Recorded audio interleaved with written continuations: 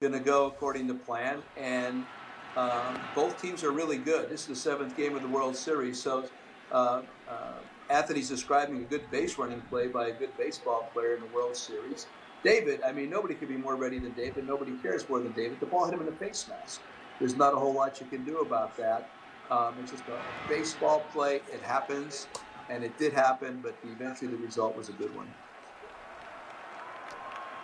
Joe, I understand that prior to the game that Anthony was leading the cheers inside the clubhouse, partially clothed. Would you encourage that now with the new team, that maybe this is the way that we can go on and win World Series?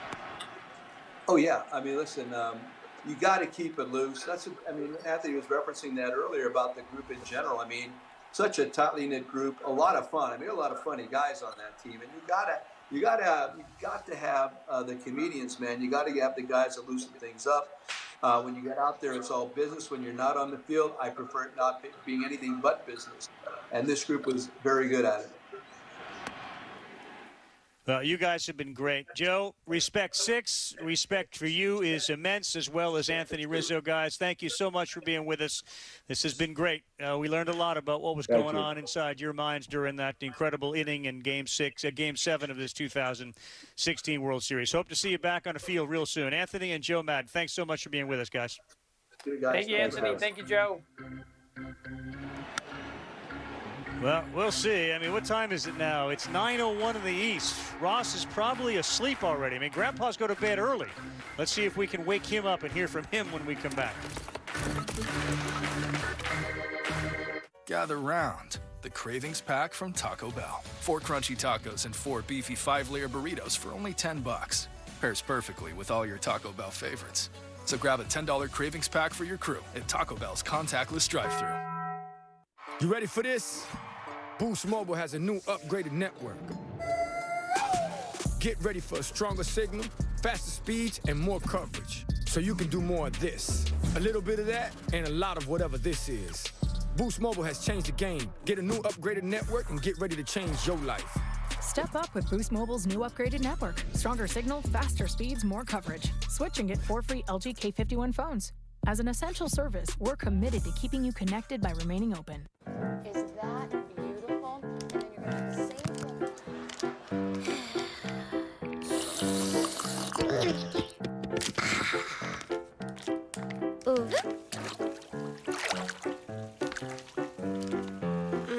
Is your money not sure what to do with itself?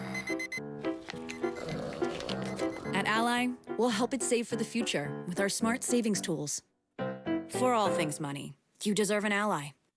And Doug.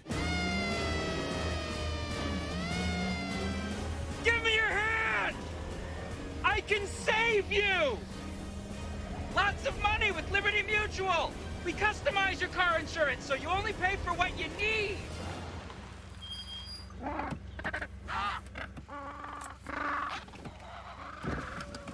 Only pay for what you need.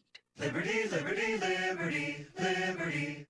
Gather round. The Cravings Pack from Taco Bell. 4 crunchy tacos and 4 beefy 5-layer burritos for only $10. Pairs perfectly with all your Taco Bell favorites. So grab a $10 Cravings Pack for your crew at Taco Bell's contactless drive-thru. 61% of Boys and Girls Club kids rely on free or reduced breakfast and lunch at school. And with schools suddenly closed, families and communities across America are struggling. That's why Boys and Girls Clubs across the country are stepping up to help feed their communities.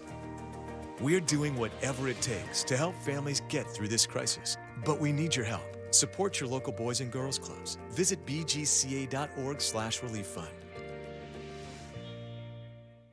The reviews are in, and now you can watch all 10 episodes of The Last Dance on the ESPN app.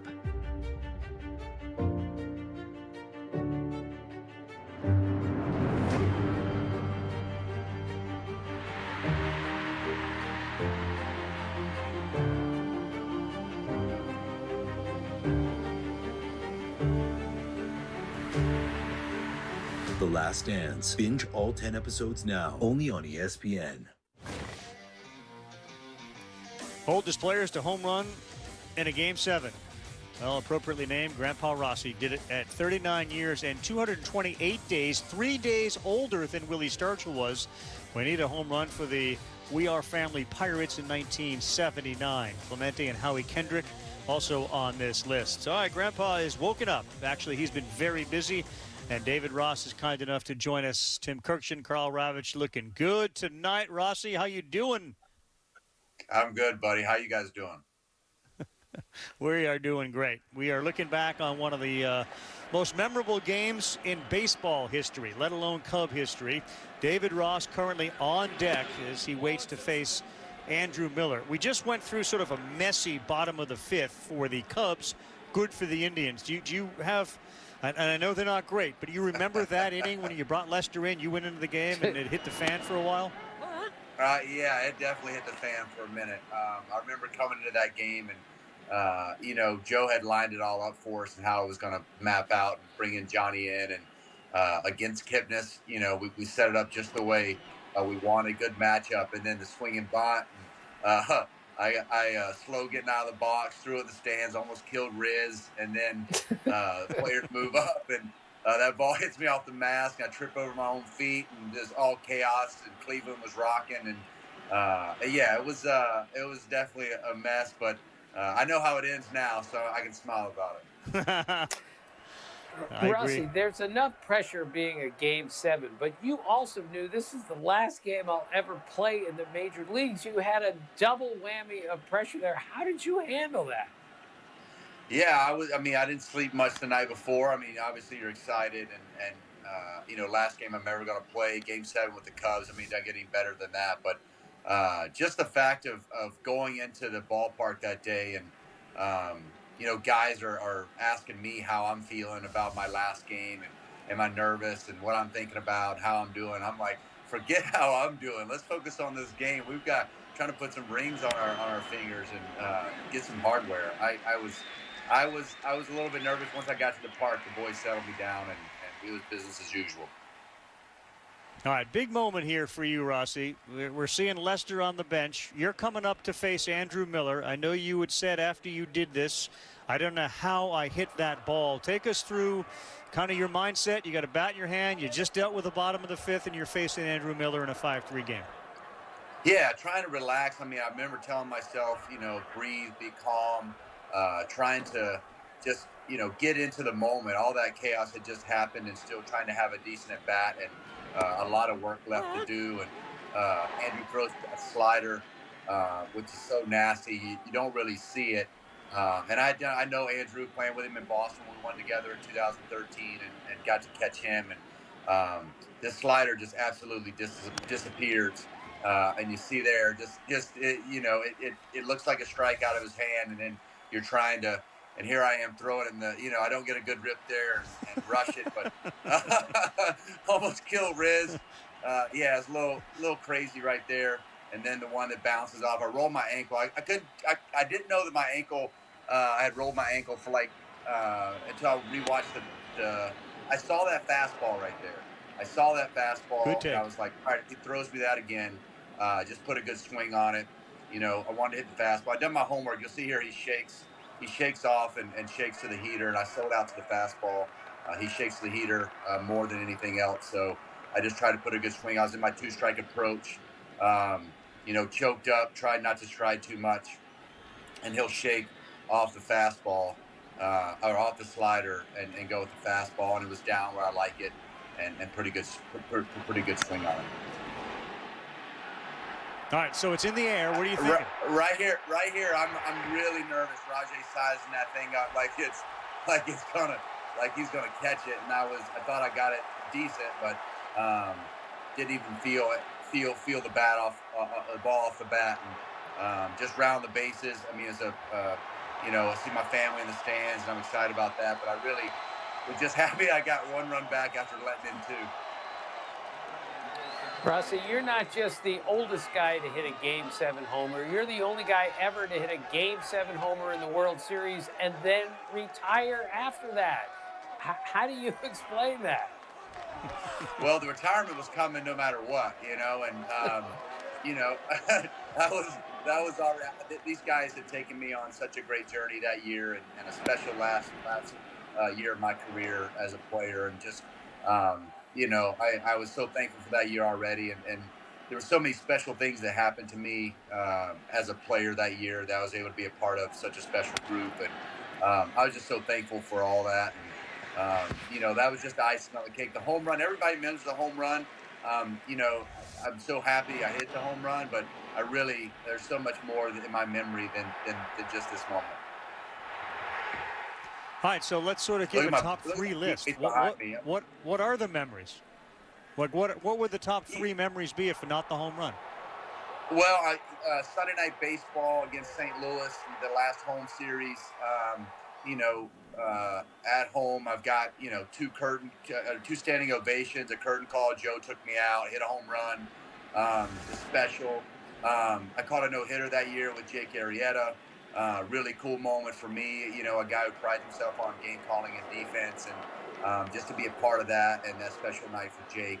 I took a lot of joy out of that. And then just the really, all in all, it started in spring training with the way the guys treated me. I mean, I was getting the big-time player, whether, the David Ortiz, Derek Jeter type retirement. My teammates in the organization were treating me like that type of player and special as far as just creating memories for me. And so all that combined, Joe was great. You see the relationship I have with these guys and well-documented, such a young group. So it was fun to be the Grandpa Rossi and the elder statesman on the group to such a talented, special team. And Rossi, how about when Eddie Vedder called you out over the loudspeaker at Wrigley that day? Well, Game 5 was my favorite, and that was when Eddie did that. Game 5 was so special to me because I got to I knew I was starting the last game at Wrigley and I hadn't got to play one home game during that World Series. So I was so looking forward to Game 5. It was electric, getting to catch John and take that field and the emotions from taking the field and playing catch with him before and catch his bullpen and just that whole atmosphere. And then you get the better moment. I mean, all that was really cool. Some special things that happened to me that year. But Game 5 was my favorite because it was at Wrigley, and I thought, or in my mind, it could be my last game I ever start. So a special night going into that. We were at a restaurant on an off night, and all of a sudden the restaurant stands up to give a standing ovation, and you're like what happened? And all of a sudden you turn around, and David Ross and family had walked into the restaurant. Just another of the special moments that happened to David Ross. And we hope, my man, that they continue to happen for you. We hope they happen this year on a baseball field as well. Thanks so much for joining us during this telecast. It means a lot to us. Oh, man, you guys mean the world to me. Thanks for all you've done for me and a different chapter in my baseball career. I appreciate it. I miss you guys. All right, Grandpa. Take care, babe. Have a good night's sleep. We'll talk soon. David Ross, Chicago Cub manager. Last game he played with him, he went yard. All part of a Game 7 win. Jeff Passan will join us when we come back, talking about Major League Baseball 2020.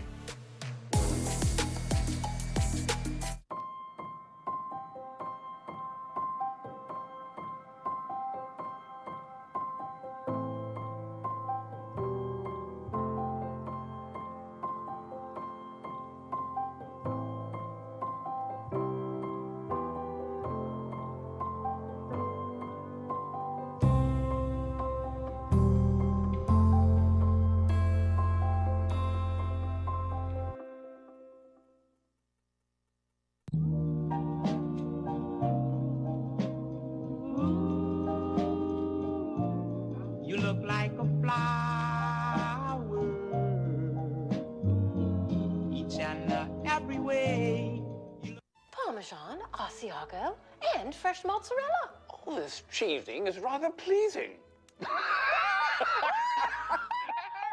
Yep, tastes like $1 million. New pepperoni cheeser, only $7. Pizza. National Geographic is sending Gordon Ramsay Seriously? on a tasty adventure. Let's go. To connect with cultures around the world through food. Oh my God. Adding a dash of danger. You can do it. You're a tough guy. Humor. Are you crazy? And humility to taste. Spicy? Everything's numb. Gordon's back on National Geographic, feasting through all new locations. From a chef's point of view, truly inspiring. Gordon Ramsay Uncharted, Sunday, June 7th at 10 on National Geographic. Who'll be the first to know when sports news breaks? You.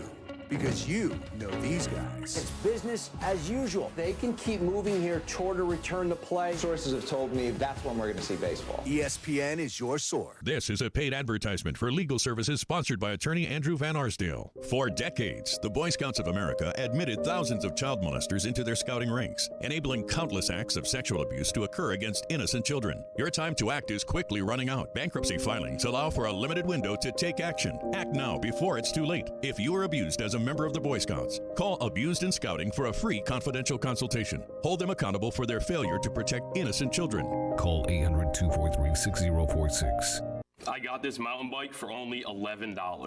DealDash.com, the fair and honest bidding site. An iPad worth $505 was sold for less than $24, a PlayStation 4 for less than $16, and a Schultz 4K television for less than $2. I won these Bluetooth headphones for $20. I got these 3 suitcases for less than $40. And shipping is always free.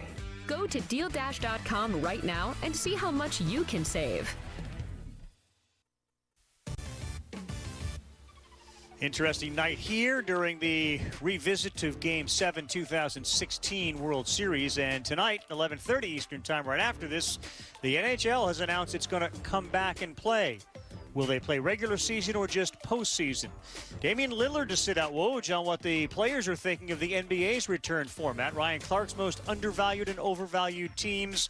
And Jeff Passan will make an appearance, I'm sure, to talk about what's going on with Major League Baseball. He will join us following this half inning. For now, we send it back to Joe and John. And here's Lester, who deals a strike to start the bottom of the 6th inning. Chicago up 6-3. With Mike Napoli, Jose Ramirez, and Lonnie Chisenhall coming up. Well, it's been verified, Joe. This is the first time that we've had a World Series where no starter went more than 6 innings. The 1-1. High, 2-1.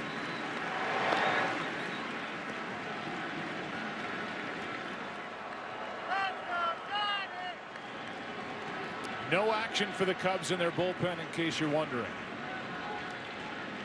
Lester with a count of 2-1. Took over in the 5th. 2-2. Now for the Indians, aside from Napoli, but he will run when he picks and chooses, but you got to get some base runners and really force the issue against Lester. Strikeout starts the 6th. Sounds of the game. David Ross wearing a microphone tonight. Here he is celebrating the home run.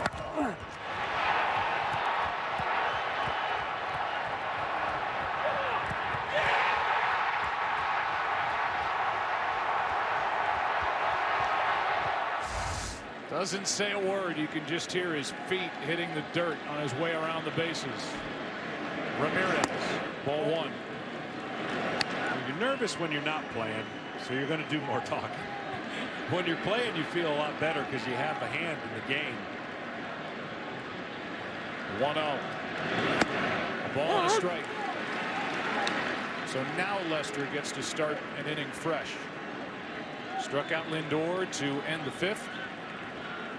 Strikes out Napoli to start the 6th.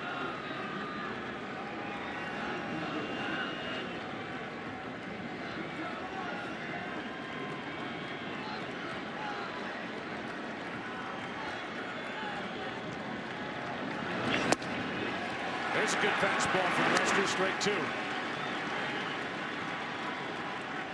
Ramirez 1 for 2 tonight.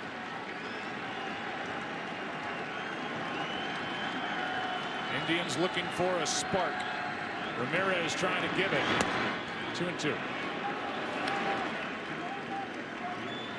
Brandon Geyer has come into the on-deck circle. Looks like he'll bat for Chisenhall.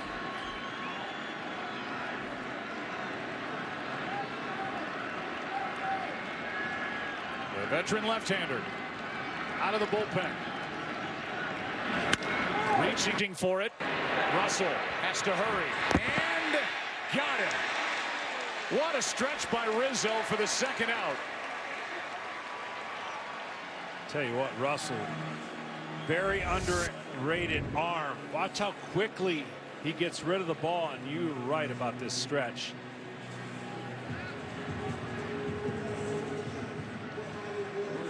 It took every inch of Anthony Rizzo for out number 2.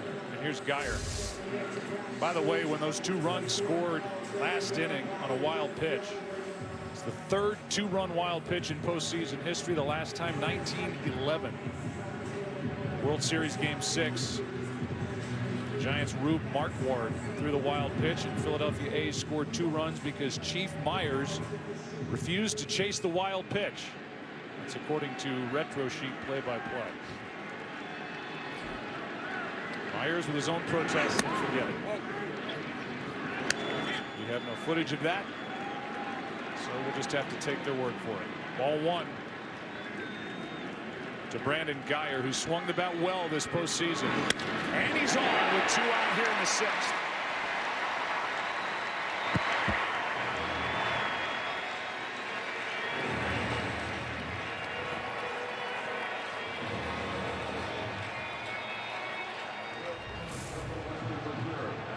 Earlier tonight, Devontre Cohen, a member of Boys and Girls Clubs of the Western Reserve, delivered the game ball with Travis Hafner, who 10 years ago hit 42 home runs for Cleveland.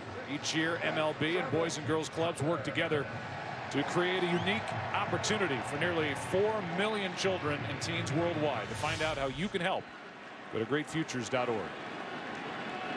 2 out, the batter, Rajai Davis.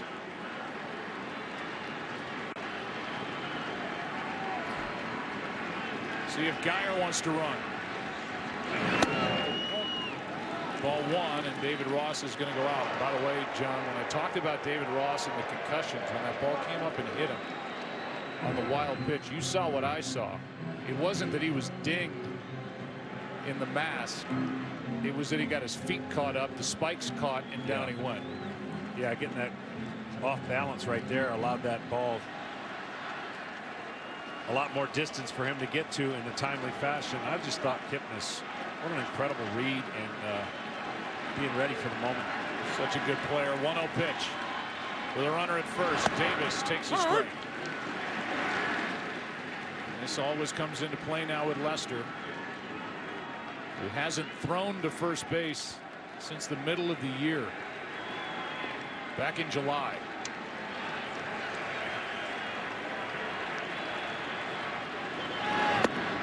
Down by 3, however, it would be a bit of a risk if they go. As we've said all postseason, you can go on first move. You can see Anthony Rizzo saying he's not going anywhere.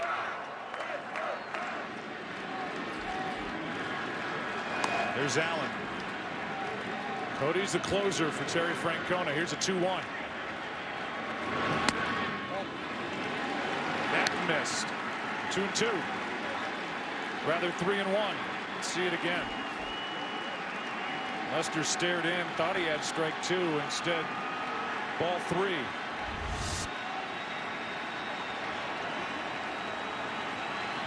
Looked like a strike, didn't get it. 3-1 pitch.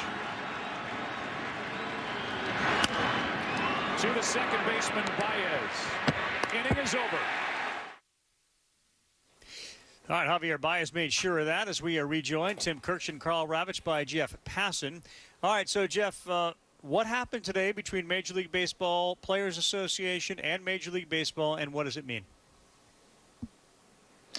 Well, Ravi, Major League Baseball, for the first time in its negotiations with the Players Association, offered an economic proposal, and that proposal landed with a thud with the players. It included a significant amount of pay cuts, not just for the lower level players who would get about 90% of their prorated salary, but especially for the highest paid players in baseball who, when it's all said and done, the Mike Trouts, the Clayton Kershaws, the Justin Verlanders of the world would be getting around 20% of their annual salary if a full season was played. This did not rest well with the players. They have yet to come back to Major League Baseball. That's probably going to happen in the coming days. But as far as opening salvos go, this was not exactly the most pleasant one. And on the same day that the NHL announced its plans to come back and the NBA seems to be finalizing plans to go to Walt Disney World, baseball took a little bit of a step backward in its attempt to come back.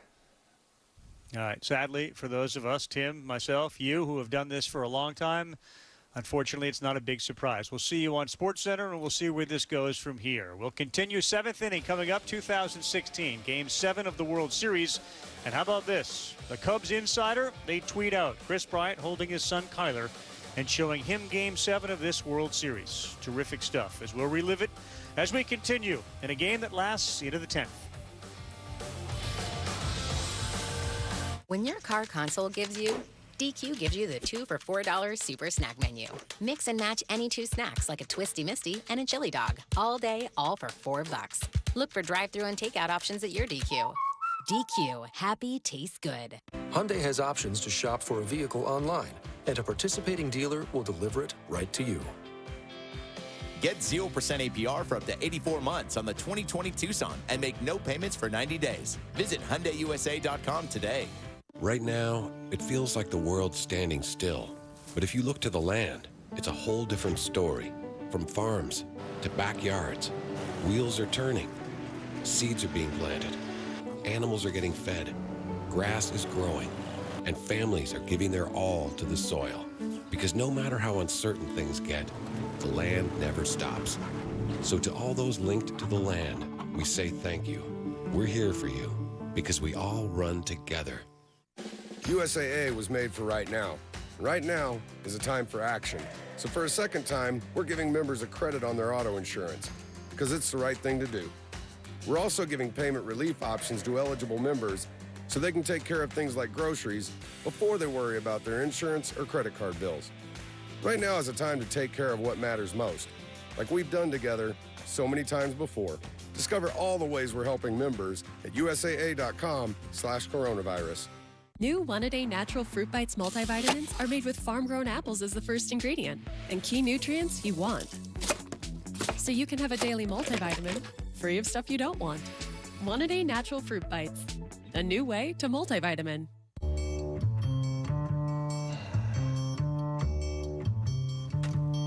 Here's a razor that works differently. The Gillette Skin Guard. It has a guard between the blades that helps protect skin. The Gillette Skin Guard.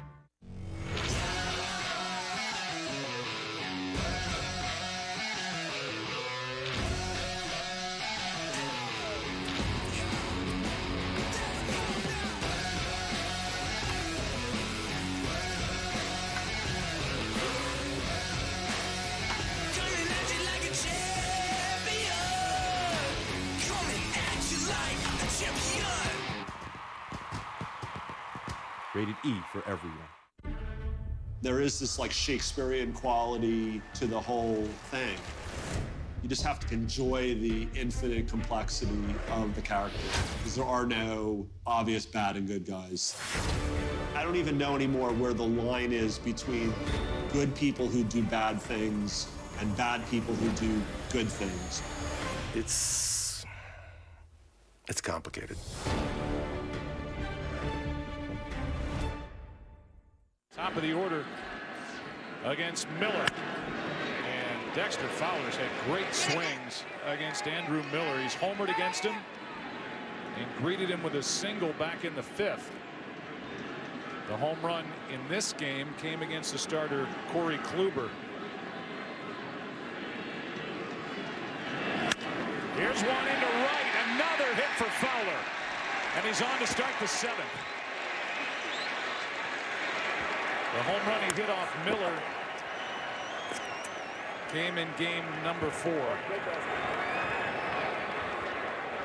The ultimate table setter for the Cubs, and how he goes, usually it's so goes Chicago. Yeah, absolutely. He gets on multiple times or even scores twice. The record is fantastic. And the Cubs, again, in this 3-game spurt, have really gotten better each game with every at-bat. Getting familiar with the pitchers and what they're trying to do to attack him at the plate. Miller now with Schwarber at the plate. Fouls it left side, and that will find the seats. With Cody Allen in the bullpen and Chris Bryant on deck, we could be soon seeing the end of Andrew Miller, who went back-to-back games without appearing. That's a rarity for Miller. Did not pitch in game 5 or 6.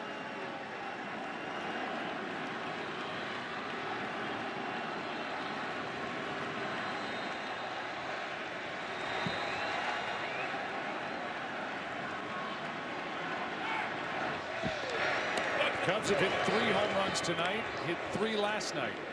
They went homerless for the first 3 games of this World Series. They've hit 8 since the start of game 4. That's what they've done all year. I mean, they certainly add on. When they get the lead, they like to add on. They don't win a ton of close games in the regular season for that reason. They haven't played a lot of close ones. 1-run games this postseason coming into this game. 3-3 were the Cubs.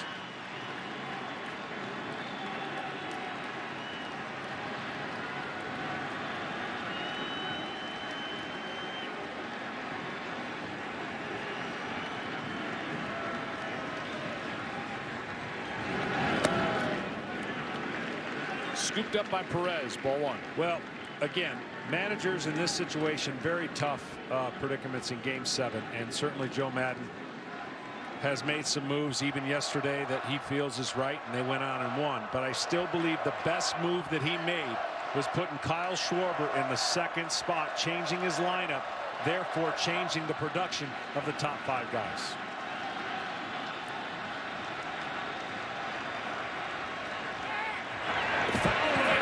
Safe as he got his hand in, and Napoli says look at the replay. Fowler was going, and the tag was hard back into his arm. Let's take another look.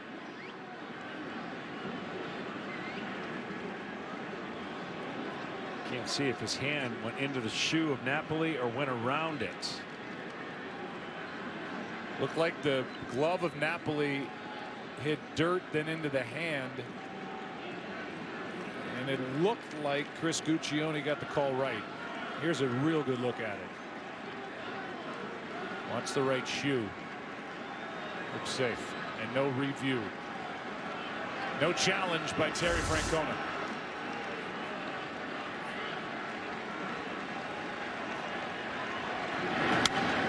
Still 1-2 on Schwarber.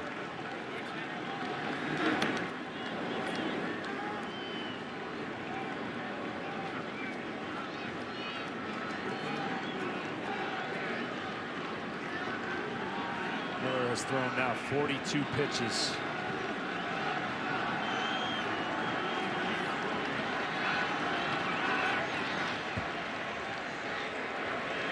The most innings he's ever pitched in 1 year.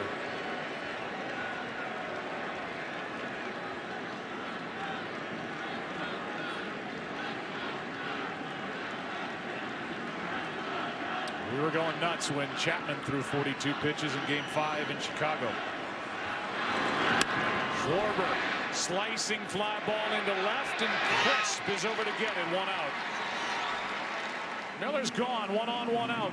Cody Allen coming in. Chris Bryant coming up.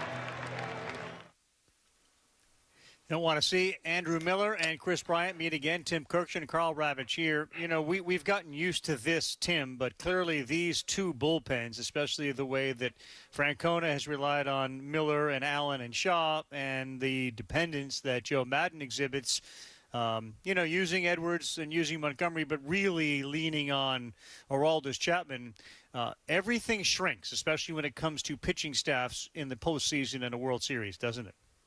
Right, but the Indians' bullpen was so good, especially in the postseason, and to have Andrew Miller follow Corey Kluber in this game was just such a bonus for the Indians. And of course, Cody Allen comes in, you know, he comes in 7th inning. He saved 32 games in the 2016 season and had a tremendous strikeout rate. And Brian Shaw, of course, pitched all the time. But in the end, the Cubs got to the Indians bullpen. That's part of the reason they won this game and won the World Series. Not too many teams got to the Indians bullpen that season. Yeah, and the balance, of course, is you are seeing guys second, third, fourth times, even if they didn't play a lot during the regular season. Within a 7-game series, you end up seeing guys a lot. Look, Rossi was right. I mean, you also know tendencies, and part of being strange bedfellows is he learned with Andrew Miller in Boston. When he shakes off, he's shaking off to throw a fastball. David Ross, I wonder, you tell me who you think was more surprised he hit a home run. David Ross, someone else in that dugout, or some fan? Because I think they'd all be surprised that David Ross did that. Right, and I think so. But you know, he's told us that story several times, Ravi, about that nightmare of a half inning. He had to do something to make up for that, even though he really didn't do anything wrong. Those were ridiculously difficult plays he had to make. But that home run, I think, surprised him a little bit, but it made him feel pretty good, making up to some degree for the half inning before.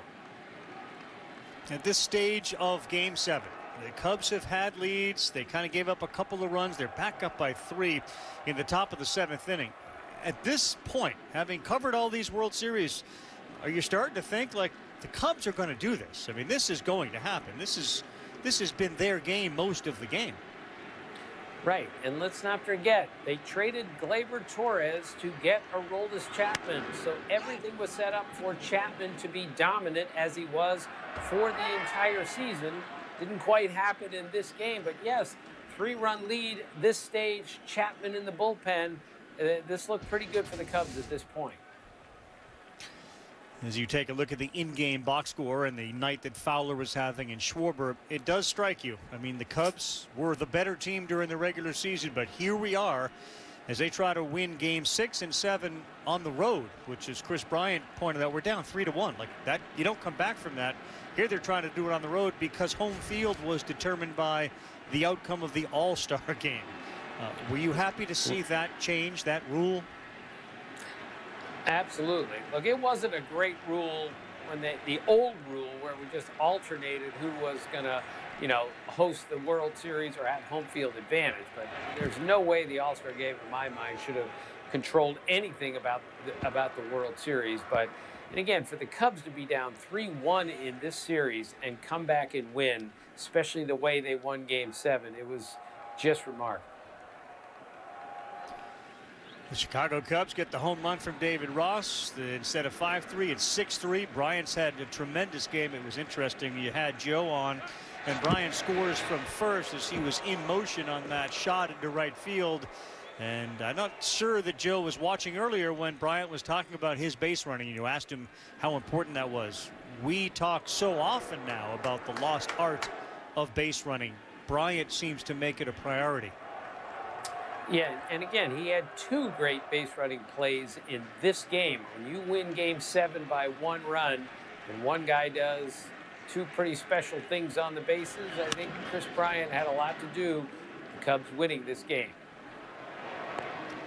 Another 95-mile-an-hour pitch from Cody Allen to Chris Bryant. When you look at the comfort level that Bryant exhibits, that Rizzo exhibits, you just saw Baez smiling. It's funny, we're watching this in the 7th inning. We know what's happening. We know there's a rain delay. We know that guy's going to come in and he's going to end up in tears during that speech that, as Bryant said, Jason Hayward spoke, but so did a lot of other people. It wasn't just Jason Hayward. That was kind of one of the things I took away from hearing him comment on that post-game, or at least that rain delay discussion.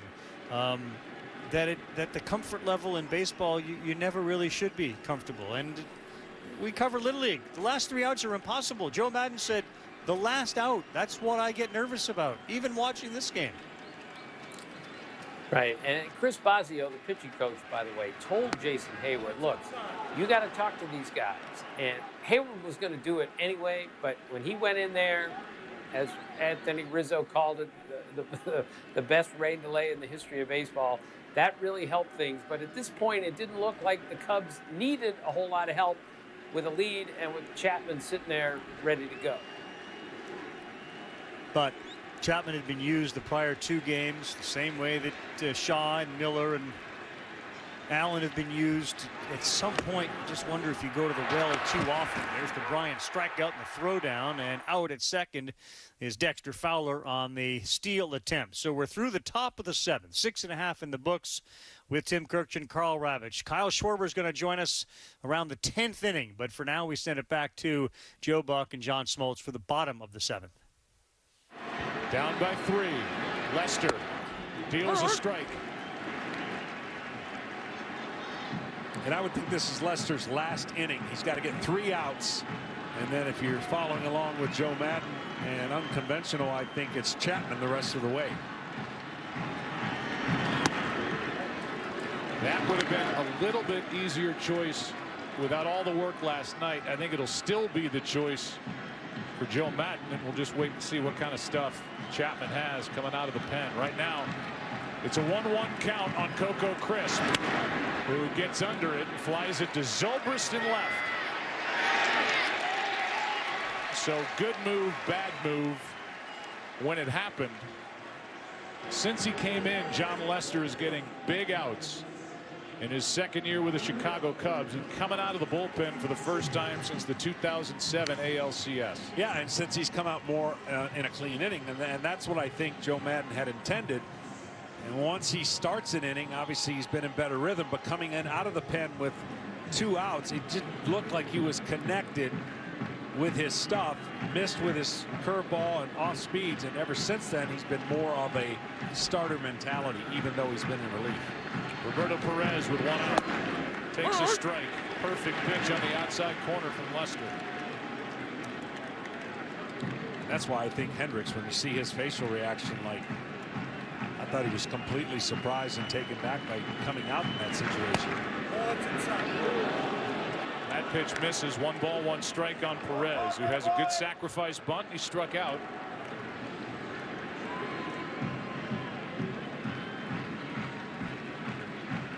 He's facing Lester for the first time tonight. 1 more hitter can make that claim. And that's the man on deck, Carlos Santana. But it's not the manager's job to be liked by his decisions. He has to make the decisions he feels best gives him a chance to win that game. And they're all easy from up here. The 2-1. 2-2. By the way, Andrew Miller tonight allowed 4 hits. That's the most hits allowed in a relief outing since August 4th, 2011 with the Red Sox against Cleveland. He allowed 4 hits in 2 2/3. He allowed 4 tonight in 2 1/3.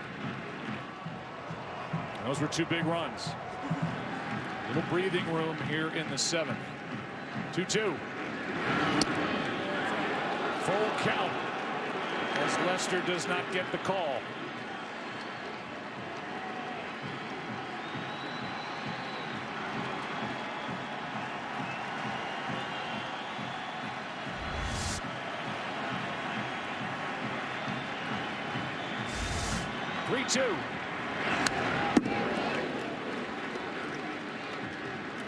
Perez was all over that fastball right there, following it straight back. Of course, he took a fastball game 1. One of his 2 home runs. Just missing a fastball.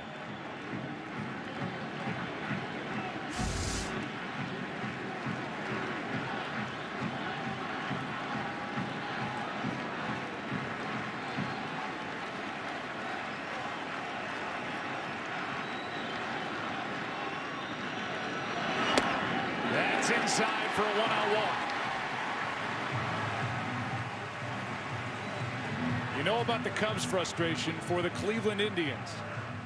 This was a really good team in the 40s and the 50s. Here comes a pinch runner as Naquin will come off the bench and run for Perez. The Indians last won in 48. You keep hearing that over and over again. A good team, but they couldn't get to the top in the 1950s, but was considered a quote-unquote first division team. And then a trade was made by general manager Frank Lane As the beloved Rocky Colavito was sent to Detroit for Harvey Keene, Terry Pluto wrote a book called The Curse of Rocky Colavito. 3 decades of mediocrity followed until the 90s. Here's a ground ball back to Lester. And the only thing he can do is underhand to first. He looks at his glove, doesn't like throwing to bases, but because that ball, John, was hit so hard, he had the luxury of a couple of steps and an underhand toss instead of throwing to second. Yeah, from time to time, that ball gets lodged in his glove. We've seen him throw his whole glove to Rizzo before. But the smartest thing he could do is just get the out. See how the ball pops around? He can't get a good handle on it. There's nothing good that's going to happen at that point. So just get the out. No harm, no foul right there. And down to second is the runner. That's Naquin, the pinch runner. And the batter will be Kipnis, who was the first Cleveland hitter to face John Lester.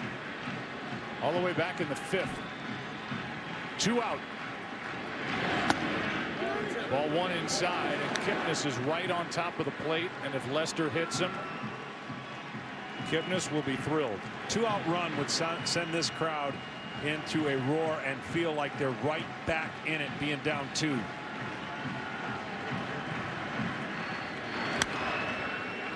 And just to finish, the Indians then put it all together, and you remember this team obviously in the 90s. This franchise was pumping. I mean, they had as deep and as good a team as any across the big leagues. They came close in 95, lost to your Braves, had a Game 7 9th inning lead in 97, lost in 11 to the Marlins. Here's strike 2 on Kipnis, and in this World Series up 3 games to 1. They've lost 2 straight and trail in Game 7 6-3. That's through the minds of every one of these fans, as they were hoping it would have been over yesterday. They were hoping it would have been over in Game 5 in Chicago, a close game.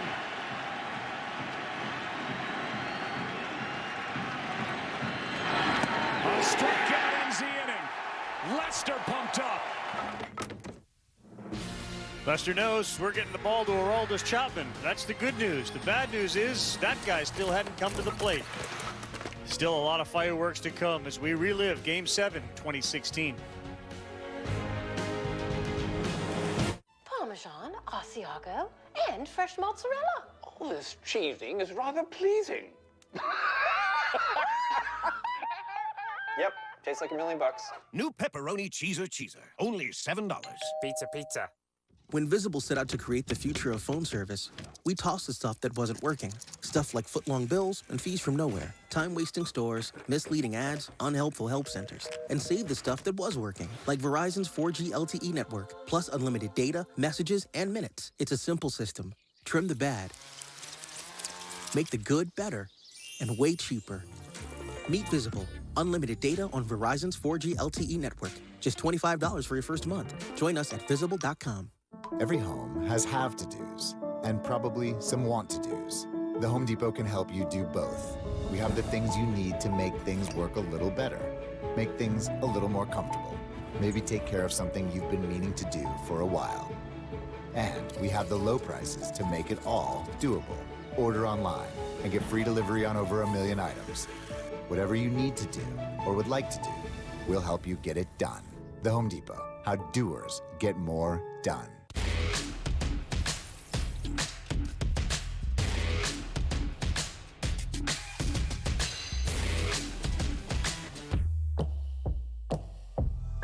Bud Light Seltzer, available for delivery.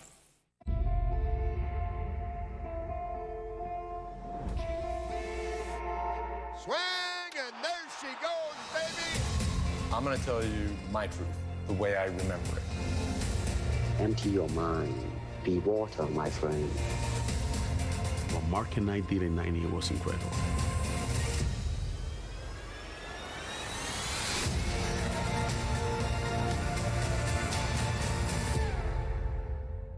Before the cool mornings and the long casts, start your season at the Go Outdoors sale at Bass Pro Shops and Cabela's. Gear up with top brands. Save $100 on this Eclipse 10-person tent. Plus, new lower prices on our best-selling Ascend kayaks. You sure you got enough coverage? I have enough coverage. This is what coverage looks like. This is what coverage feels like. But you don't have insurance coverage. You let it lapse. Don't worry, we've got coverage for you. Oh, you guys are talking about car insurance, right? Because I think I'm good on sunblock. Our coverage works even if you've had tickets or accidents. For a great low rate you can get online, go to the General and save some time. There's no feeling like it. It's hook set season. So gear up and start your season at Bass Pro Shops and Cabela's. Your adventure starts here.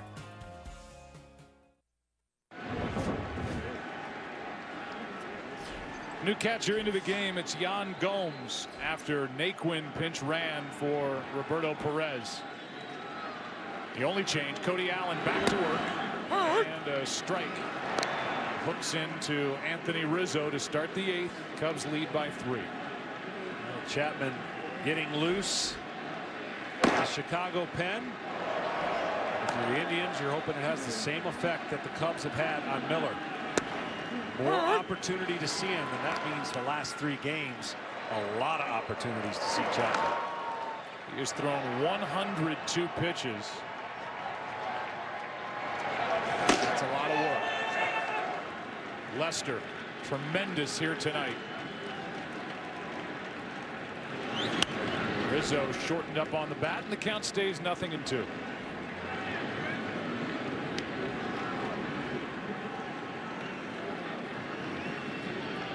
As we look ahead to the bottom of the 8th inning with Aroldis Chapman, it's kind of the same thing applies as it did with Lester, with Joe Maddon really wanting Chapman to come into a clean inning as opposed to waiting for trouble.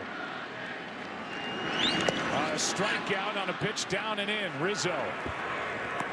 That is a wide throw, but out as Napoli gets to the bag and keeps his foot on it.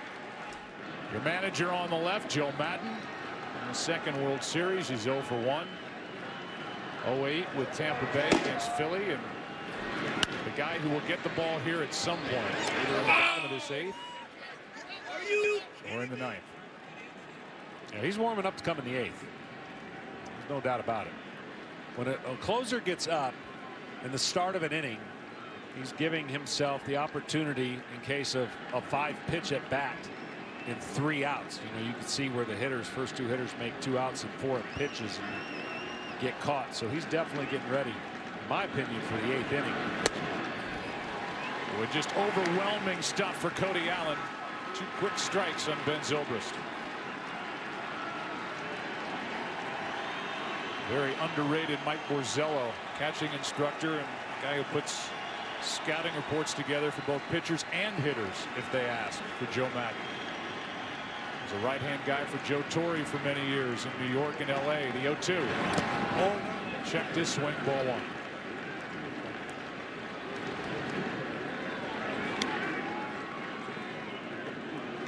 In the bottom of this 8th, it'll be Lindor, Napoli, and Ramirez, the heart of the lineup.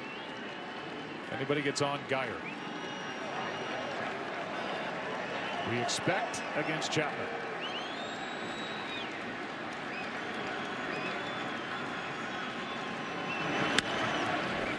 Good play by Napoli to the bag. 2 down. Well, it's been a wild ride for both of these teams. When you think about what the Indians were doing up into Game 5, they had beaten the Red Sox, swept them. Lost 1 game to Toronto, and had lost 1 game to the Cubs. Sitting in a position to possibly knock out 3 incredible foes. But on the flip side, the Cubs were in this situation in each series where it looked like they were vulnerable, and then wake up. And that's what they've done in this series to this point. They woke up the last 3 games with their bats.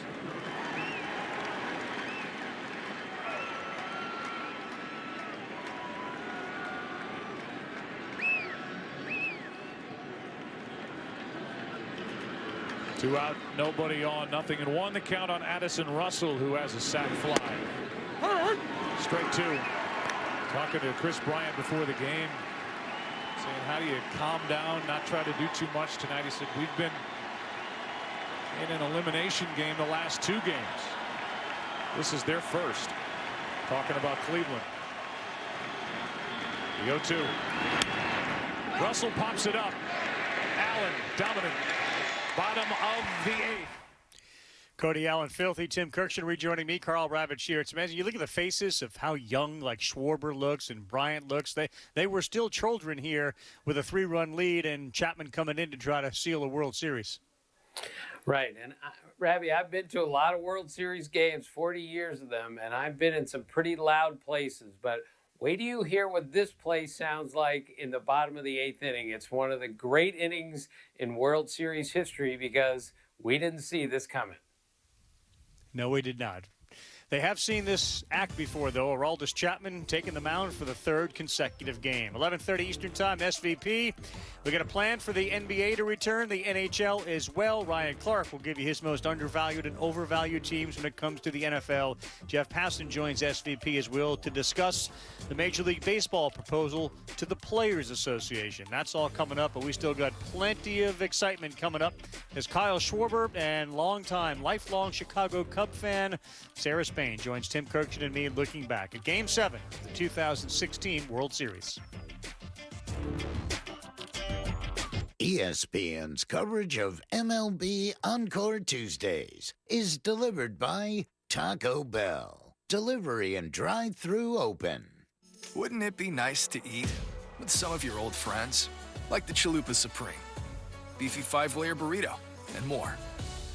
Order ahead and get your $5 Chalupa Cravings box at Taco Bell's contactless drive-thru. Crack open summer with the taste of freedom. Budweiser's red, white, and blue camo cans. Available for a limited time only. In stores now. Our communities need help like never before. And Wells Fargo employees are assisting millions of customers across America through fee waivers and payment deferrals. Helping people stay in their homes through mortgage payment relief efforts. And donating $175 million to help hundreds of local organizations provide food and other critical needs. When you need us, Wells Fargo is here to help. It doesn't look like your average zero-turn mower. Because it isn't. Step up to the all-new Ultima series from Cub Cadet.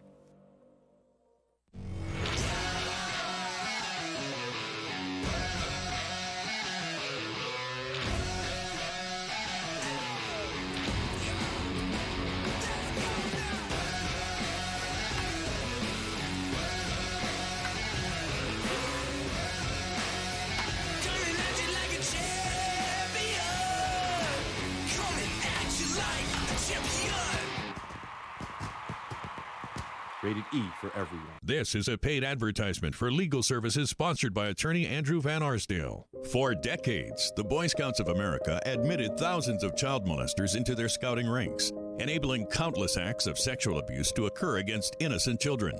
And now, instead of attempting to right the horrific wrongs of the past, the Boy Scouts of America recently filed bankruptcy as a last-ditch effort to avoid any accountability for the massive cover-up they perpetuated, and in doing so, deny justice for all those who were abused under their watch.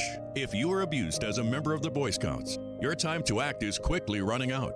Bankruptcy filings allow for a limited window to take action. Act now before it's too late. Once the court's claim submission period ends, your opportunity to seek justice will be lost forever. Call Abused in Scouting for a free confidential consultation. The Boy Scouts of America may think they can get away with it. Don't let them. Hold them accountable for their failure to protect innocent children. Call 800-554-0653. Lester back for more. With Chapman ready in the bullpen and a ball to Lindor, who desperately is trying to get on to start trouble for Cleveland here in the 8th. Yeah, Cleveland's got to get locked in their at-bats. Try any way, anyhow, get on base. 2-0. Lester obviously is trying to steal outs for Joe Madden. With Chapman, hopeful that he doesn't have to get 6 outs, as it seems right now. Last night, Chapman came on in the 7th. In a 7-2 game. Here's a 2-0. Hard hit right at Addison Russell. One away.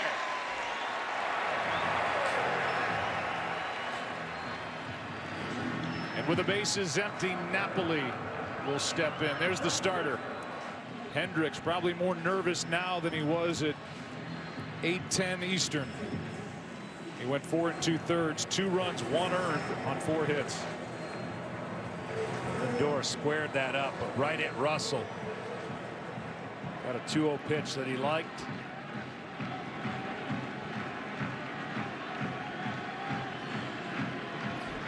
Napoli hitless tonight.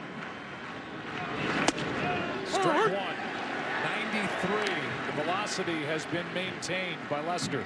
Yeah, he's done a great job mixing it up. He started out with some 2-seamers and curveballs, but now in the flow of the game, he's been able to throw his 4-seamer more consistent. In 2014, Madison Bumgarner threw 117 pitches to win Game 5 over Kansas City. 2 days off, then 68 pitches for a 5-inning save in a 1-run Game 7. Lester. So impressive. 90 pitches to win Game 5. 2 days off. And he's thrown 50 pitches here in Game 7.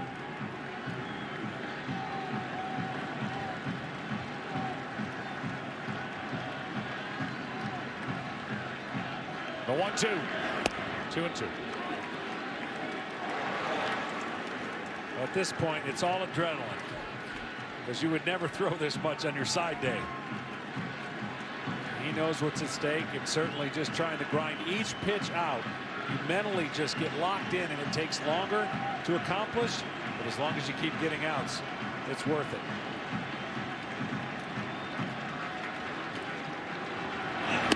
Two out.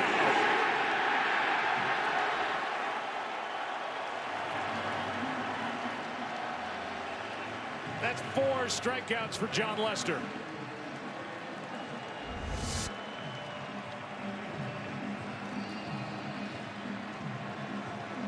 We haven't seen that pitch a strike most of the night. Theo and his son.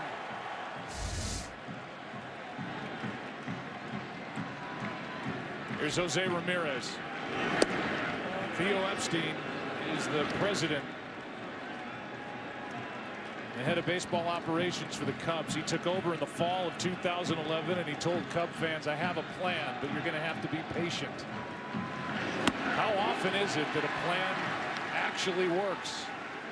And this is a good young Chicago team that's going to be good for a long time to come. Yeah, it did take them a while. Of course, they had to lose a lot of games to get that plan enacted, but you are exactly right. This is a team, as well as Cleveland, built to win a few more years than just right now. 2 out, nobody on. 1-1 to Jose Ramirez. Ground ball. Russell can't make the play, and the inning continues. A 2-out hit for Jose Ramirez with Brandon Guyer coming up. And Joe's going to probably bring in Chapman and give him some freedom to work with before the tying run gets to the plate. Russell got there and actually overshot it.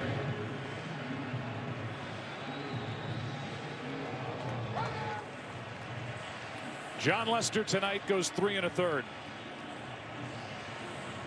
Struck out 4, walked 1. And got big outs here in Game 7. Closer coming in.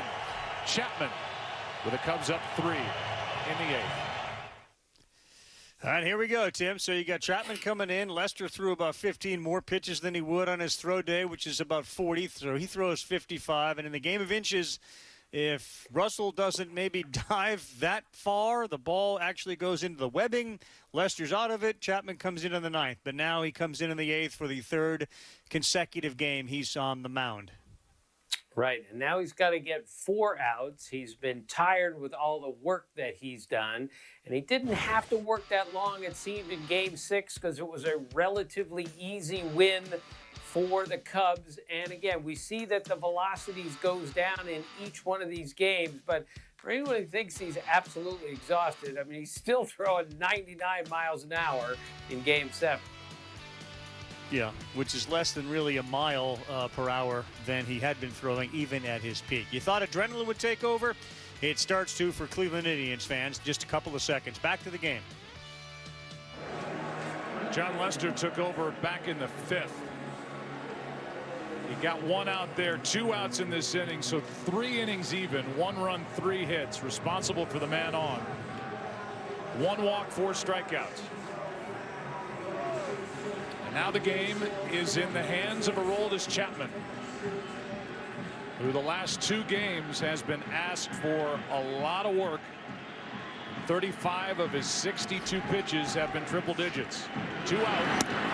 Ball 1 outside to Geyer. Picked up from the Rays during the season. This guy gives Terry Francona a good at bat. Brandon Geyer.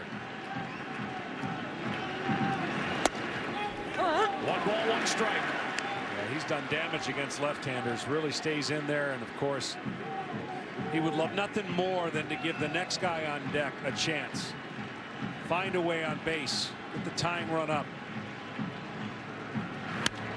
That's out of play, strike 2.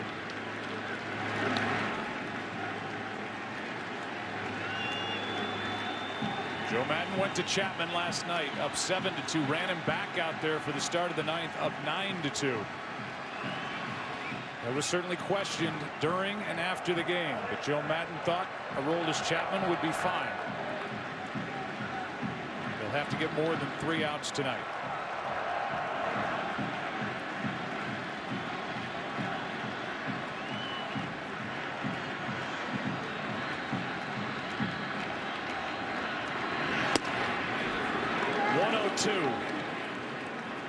Two and 2.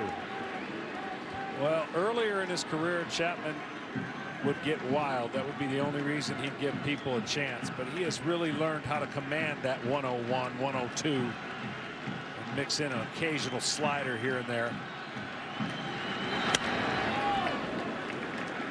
Guys who have big swings at the plate have no chance to hit Chapman. You've got to be disciplined, short, and use his power to your advantage. That's not Geyer. He's short to the ball. He's fouled a couple off to the right side. Runner at first, Ramirez, 2 out. Bottom of the 8th.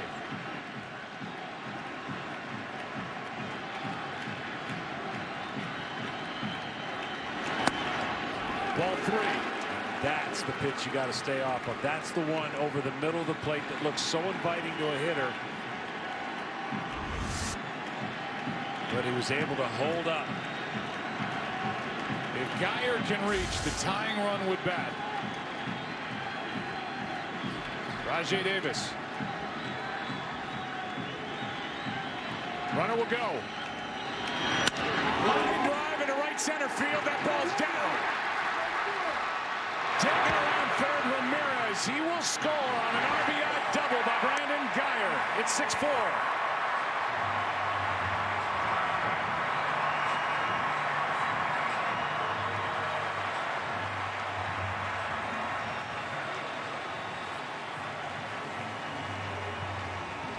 Short, quick, let the power be your friend.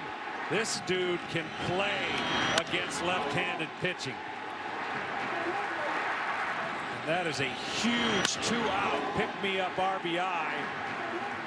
And as we said, the tying run comes to the plate. And if nothing else, it puts the Indians in a spot where if it stays like this, at the worst, it takes just 1 base runner to have a chance in the 9th. Davis. Ball 1 at 100 miles an hour. Rajai 0 for 3 and 3 for 20 in this series.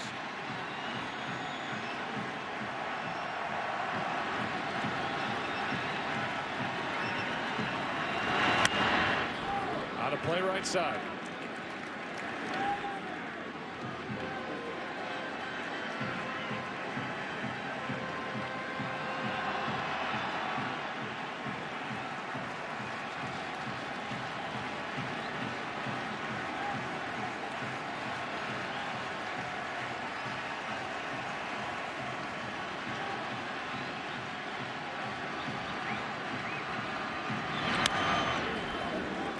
Aroldis Chapman started the year with the Yankees.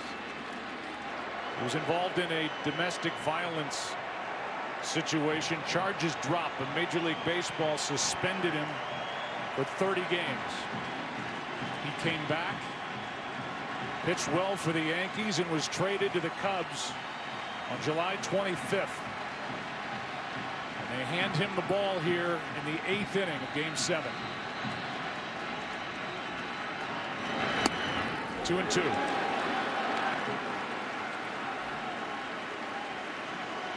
Davis missed his pitch earlier. Trying his best to be as quick as he can. 2-2. Just got a piece. That's where he prefers it. He wants the inner half of the ball so that he has a better chance of getting the barrel to it. Away, not a whole lot he can do with it. Up, same result. Sometimes you got to get lucky against a guy like Chapman. You got to guess in an area and hope he throws it there. Geyer delivered an RBI double with 2 out. The 2-2.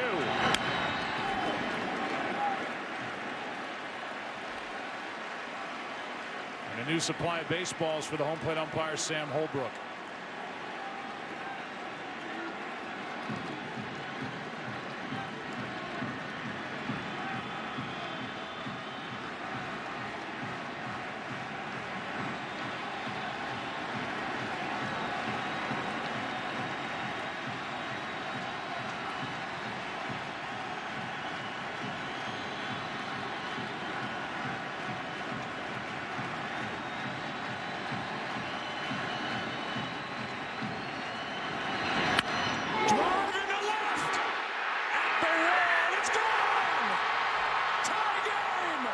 Rajai Davis, 6-6.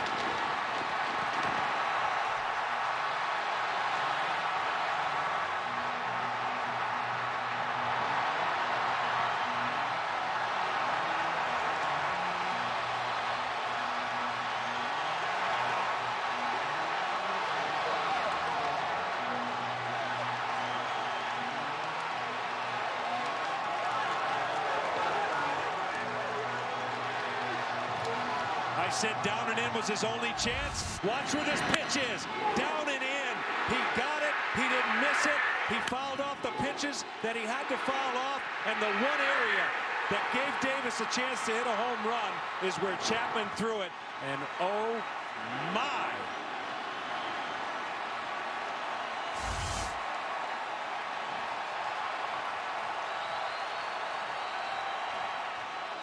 Now Crisp. Ball 1. That's the first home run allowed by Aroldis Chapman since June 18th. While with the Yankees, Kurt Suzuki of the Twins, 210 batters in between. And it comes with 2 outs in the bottom of the 8th of Game 7 to tie it. Here's a base hit by Crisp. Go-ahead run is on.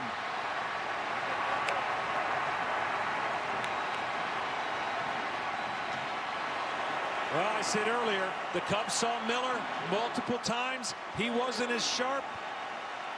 Chapman has been pushed beyond what normally could be a role in 3 straight games. He's thrown 2 straight pitches down and in. And the hitters, don't forget about Geyer and the ability to fight off those pitches and then get that huge hit to set up for Davis. Same thing. And don't forget about all the work last night in a 7-2 game when the Cubs couldn't add on. He had to come on. Now he's back in there, and this one down and in. Sent out by Rajai Davis, and then followed down and in. Sent to left by Coco Crisp. When Chapman's effective, he's effective over the middle of the zone and up. There's not a lot of hitters that can do anything against it, but also he has been pushed and has thrown a ton of pitches. So he's sacrificing a little bit to try and generate more natural. His natural velocity is better than forced velocity. LeBron celebrating with over 40,000 in the ballpark and thousands outside the ballpark.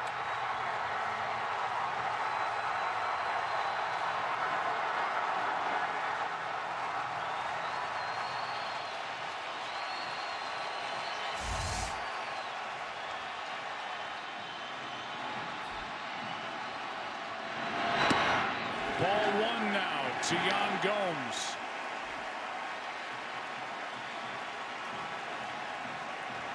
Yan Gomes has 3 plate appearances this postseason, all against Chapman. He's grounded out, struck out, and bounced into a double play, and a check on Crisp as they go ahead run at first with 2 out.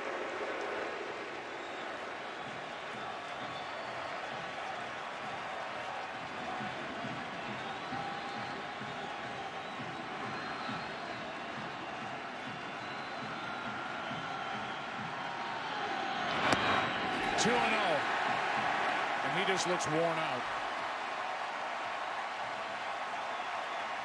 And he is. There's no other way around it.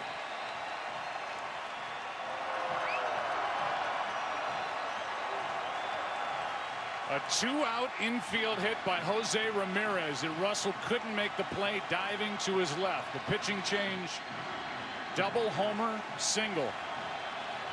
Now a 2-0 pitch to Gomes. Fooled by the slider from Chapman, 2-1. And unfortunately now, the bullpen that has been hard to trust for Joe Maddon is going to be put in duties to have to trust it. And that lack of trust has led to all the work, especially last night for Chapman. Gomes could be a hero. 2-2. Back-to-back sliders.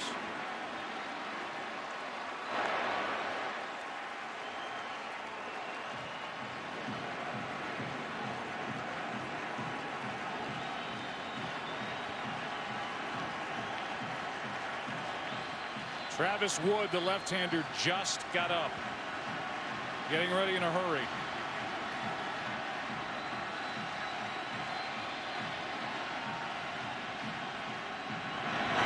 Inning over.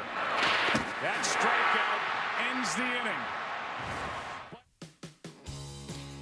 All right, so of all the people in all the games and all the time, Rajai Davis comes up and hits an 8th-inning home run off of Aroldis Chapman, the latest game-tying home run in World Series history, in the same game in which we had the first leadoff home run in a Game 7. Davis' only home run in 43 career postseason plate appearances, and the only home run Aroldis Chapman allowed with the Chicago Cubs. It came off the bat of Rajai Davis. It tied this Game 7 of the 2016 World Series at 6.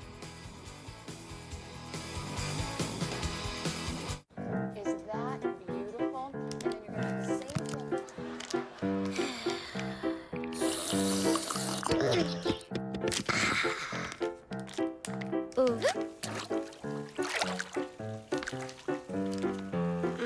Is your money not sure what to do with itself? At Ally, we'll help it save for the future with our smart savings tools. For all things money, you deserve an ally. Listen. That's the sound of organic beer being made. Michelob Ultra Pure Gold. Beer in its organic form. At Pizza Hut, the only person to touch your pizza once it leaves our 400-degree oven is you. Get our best delivery deal. Large pizzas with up to 3 toppings for just $9.99. Choose contactless delivery or new curbside pickup at pizzahut.com.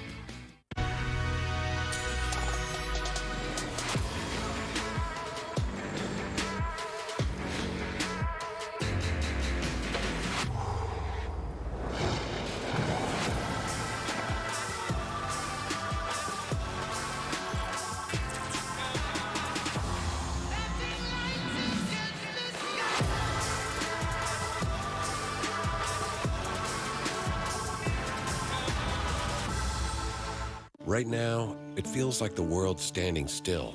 But if you look to the land, it's a whole different story. From farms to backyards, wheels are turning. Seeds are being planted. Animals are getting fed. Grass is growing. And families are giving their all to the soil. Because Because no matter how uncertain things get, the land never stops. So to all those linked to the land, we say thank you. We're here for you because we all run together. And we've upgraded her with the sonic shield and holographic mapping drones. Impressive. There is one more thing.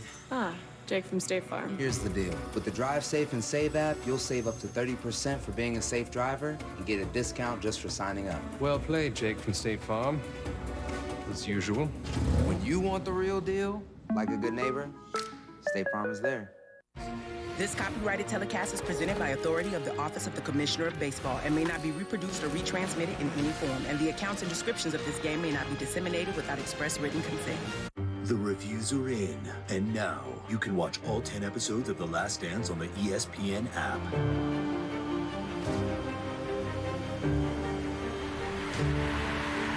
The Last Dance. Binge all 10 episodes now.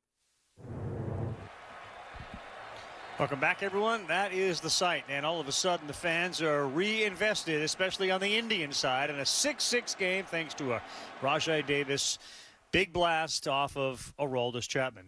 There was no coincidence that Sarah Spain, lifelong Cub fan, joins us at this moment in the game, but she is on board with us. The good news is we know how this all ends. The bad news is that guy just tied this thing up, and I'm curious, as a Cub fan your entire life, do you now start to really think it ain't happening again? Like, is that the thought process?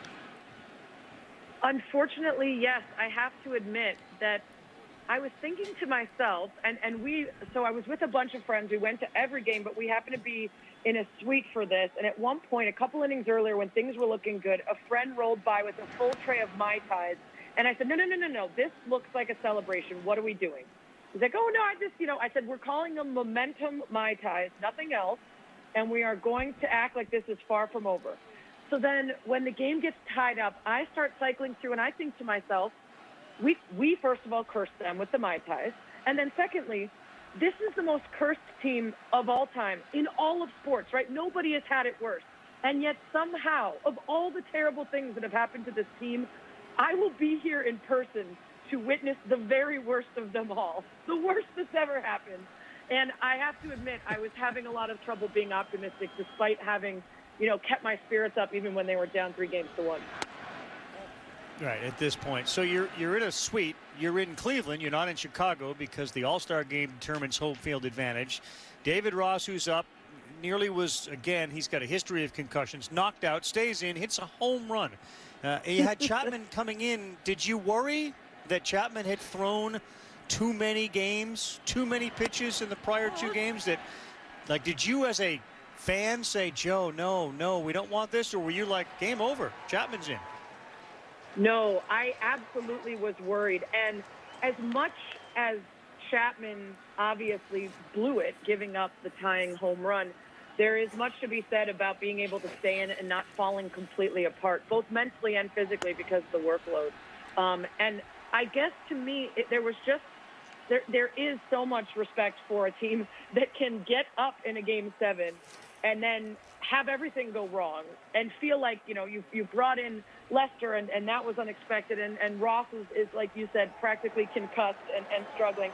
And to have all of that go down and still find a way to fight back is a testament. And it speaks to something that I think we all talked about throughout with this team, which is as much as we brought terrible things to the game because of our many years as Cubs fans, the longest tenured guy on this team, I think, was 5 seasons. So it's 5 seasons of knowing that it's tough to win as a Cub and that you haven't won a World Series in at least those 5 years. For the rest of us, it's our entire lifetimes. And so they had shorter memories than all of us, and it helped them get through it. And your point's well taken. So Epstein takes over in 11, and 24 of the 25 guys on this roster, he either traded for, signed, or drafted. I mean, the whole thing turned over since he took over. He talked about a plan, and here you are from 11, and now it's 2016, and they're on the verge of winning a World Series. As somebody who obviously grew up there, relatives there, folks who witnessed years and years and decades of disappointment, we can put the cart before the horse. We know what happens in the end. Can you explain what it meant to baseball Cub fan in Chicago? Yeah, I mean, there are certainly people who would speak to it far better than I, who had, went to games as a little tyke with grandparents who had a love for it. I know my husband, even who grew up in Wisconsin, the Brewers and Cubs didn't used to be rivals, and so you could like both of them. And he had a grandparent that was a big Cubs fan. So those people with those emotional ties, I think, can speak to it best. But it was cathartic and relieving. I've never felt as much relief and joy at the same time. It felt very different. I feel like as a Cubs fan, it becomes much more of your identity maybe than being a fan of the Bears or the Bulls even. I grew up with the 90s Bulls and Michael Jordan as my all-time idol. But I think being a Cubs fan and suffering together for so long, as much as you don't want that, right? You don't want to be the team known for that. It brings people together, and it creates, when they do it, this feeling that all of it was worth it, and also that you're never going to top it. Like, I used to have to struggle when people would say, what's the coolest thing you've done for your job? Or what's the most memorable? And, oh, these are so good. Nothing will ever beat going to all 7 games of the World Series and the Cubs win. You can't get any better than that. What do you have on your phone, whether it's a picture in your room, whether it is a picture that's blown up? What are the tangible mementos that you have from either this game or this season or the World Series, the parade? What is it that you get to look at and remember and say, yeah, that I was there, rather than just the memories in your mind? I have a couple of them. I've got a T-shirt and hat that were worn in the post-pennant celebration locker room, covered in champagne that someone accidentally left on the Murphy's bleacher hidden apartment upstairs after the party. I've got a couple corks from the pennant and from the locker room of the World Series, thankfully given to me by a fellow ESPN reporter who had me in mind and stuck them in a back pocket. I've got all sorts of photos. I've got the memory of, during the World Series parade, being atop a bus, and because of some confusion, I was alone on the bus, me, one usher, and my SportsCenter cameraman, and I was throwing beers from the top of a double-decker bus to Jake Arrieta, whose bus had run out of beers. And I was accurately throwing glass bottles from top of the bus to the other bus amid the celebration of millions of people. Just so many memories and photos, and pretty incredible. Yeah. How would you describe sort of the 48 to 72 hours that followed the World Series victory? Well, I'll give you a secret of the trade. I was so concerned that I wouldn't be able to celebrate when they finally won because of work, and I had been asked to write a story for ESPNW regardless of the outcome. So after going to Game 6, they push it to a Game 7. We end up celebrating out at a bar till 2 or 3 in the morning with Bill Murray and John Cusack and Eddie Vedder and all the celebrities. I go home, and the next morning I write 2 full stories, depending on whether they win or lose, with all the thoughts that I would have on either. You covered your tracks. And you were so, good. Yeah. Yeah, just in case. And I knew I would add in details and specifics, but the general vibe and feeling of whatever happened. And so after the game, we stayed in the park until they kicked us out around 2-something in the rain. There's nothing open in Cleveland, so we head back to the hotel where the Cubs are staying, and we're hanging out with a bunch of folks there. And finally we go to bed, and my husband passes out, goes to sleep, and I sit and I touch up the whole story about them winning, adding in all the details and the things that mattered and the feelings I was feeling. Sent it off around 4 a.m. and allowed myself to sleep till about 10 a.m. before I got up and started celebrating again. Atta girl. All right, and lastly, since we're pulling back the curtain and now we know how the story was written, in fact, it might have been written a little bit beforehand with details, did you have, as a fan, even though you're objective, did you have like a favorite player? Was there one guy, and I don't even mean from a reporter, I go to that person, just somebody that like when you were younger, you would really root for? Like, I love that guy. That's my guy on this team. On this Cubs team? Oh, my gosh. Well, Javi Baez is magic. And there's so many guys to root for on this team, and that was one of the great joys in rooting for them, was how likable they were and how much they loved each other and had fun with each other. You heard it from all the guys talking earlier, the camaraderie. Yeah. But Javi Baez, just the way he plays the game, I think supersedes even the team you root for, and he becomes someone that makes baseball better in every way. So he's a joy. I couldn't agree more. And when you look back on it, a night like this for a Cub fan, or if this were done for Red Sox, the year that they won and you brought back the guys. Has this served a purpose? Is it a neat way to relive this, listening to the guys talk about in-the-moment experiences? First of all, Dexter not having watched was crazy to me, but I also love that he and Chris, just like me, you're nervous. You know the outcome. You start sweating. I can't even imagine for a player it brings them back to the feeling that they had. But anytime you can hear from a player or a manager, in Joe's case, anytime you can hear them articulate what they were actually thinking, and then also it's so cool to hear what they remember and what they don't. Just haven't really even remembered this at bat. Oh, but I do remember on this slide exactly what I was thinking. And for us, it's such a cool insight, especially when it becomes a thing of lore that, for me as a fan, I've watched this game over and over again, and to see new little things because of what they offer up is just so cool. Right. Hey, Sarah, thanks very much. It's been great to have you on. We really appreciate it. And again, good things are going to happen here with the Cubs before this thing is all said and done, I promise. I feel good about it. I feel good about it, guys. I've got a feeling. It's going to happen. All right. I know you're going to stay up and watch, but this is not going to be a 4 a.m. deal, right, Tim? We're going to be able to shut it a little earlier than that. Yes, we're going to bed before then, that's for certain, because we know what's going to happen, and it's been great till now, and it's going to get even better. Great to hear Sarah Spain with us. It is interesting as you see sort of the tarp preparation here, and I remember, Tim, we were sort of milling about between the production facility. It's the top of the ninth. We're looking at the radar. We actually moved down into one of the bullpens to watch the 10th inning during that 17-minute rain delay, which is a bizarre vantage point to have for a game of this significance. But that's where we ended up watching the 10th inning play out. And this perfect night of weather that you described is not feeling so perfect at this hour of the night when we're, in Cleveland. Right. And again, such uncertainty that the rain is coming in the 9th inning of Game 7 of the World Series. And to be tied at this point just didn't really make any sense, given that Aroldis Chapman had not given up a home run since June the 18th. As we said, Rajai Davis hadn't hit one since August the 30th. So all of these things are now in place, and now we're wondering what's going to happen with this rain. And that's where the umpires and the managers really got to get together, because as it turned out, this turned out to be a really important rain delay. It did. Now here's the Coghlan slide into Lindor, which led to a conversation. Madden wanted to make sure that there was only one out on this play, if I recall correctly, as opposed to a double play being called. Is that right? Is that what we're doing here? Is that what the memory is? Yeah, and I think they're just saying that Hayward will be safe at first here. Now, if this slide had happened today, that would probably been a double play, because the rules since have changed to the point where this was a really tricky slide. Yes, and here again, Lindor this is where they have to make a move in the bullpen, and things get more interesting.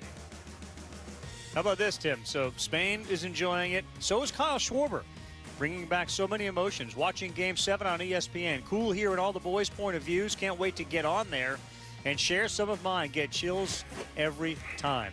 Kyle Schwarber's going to join us about 25 minutes from now to talk about the 10th inning and what it meant to win a World Series.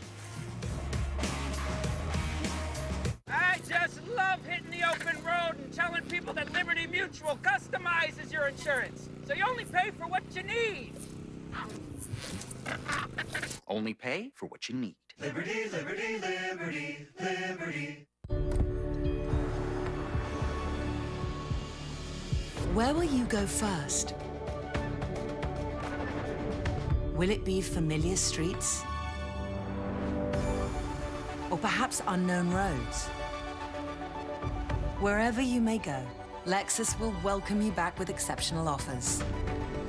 Find a Lexus for every road at Lexus.com. Experience amazing at your Lexus dealer. Parmesan, Asiago, and fresh mozzarella. All this cheesing is rather pleasing. Yep, tastes like $1 million. New pepperoni cheeser, only $7. Pizza. I was born in '37. It was a very, struggling period of time, up and down, depression to exuberance. And you could name many, many cycles like that over the years. My generation, having come through so many wars and so many things, persistence, it's the heartbeat of this country. Stick with it.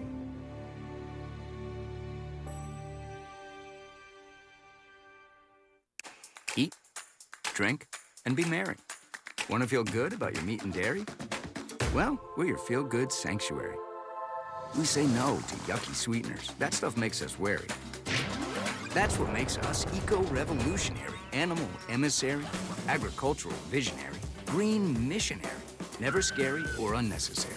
So you can be gastronomically expressionary, making sustainable attainable. That's what makes us whole. 61% of Boys and Girls Club kids rely on free or reduced breakfast and lunch at school. And with schools suddenly closed, families and communities across America are struggling. That's why Boys and Girls Clubs across the country are stepping up to help feed their communities. We're doing whatever it takes to help families get through this crisis. But we need your help. Support your local Boys and Girls Clubs. Visit bgca.org/relief fund. Looking for great television? We're here, and you have some cool stuff to show us. Y'all ready to do this? Do you believe in me as a rapper? Every now and again, people just want to have a good time. These things are normal, but you should be ashamed of them. This fight is about power. What is Devs? Everything.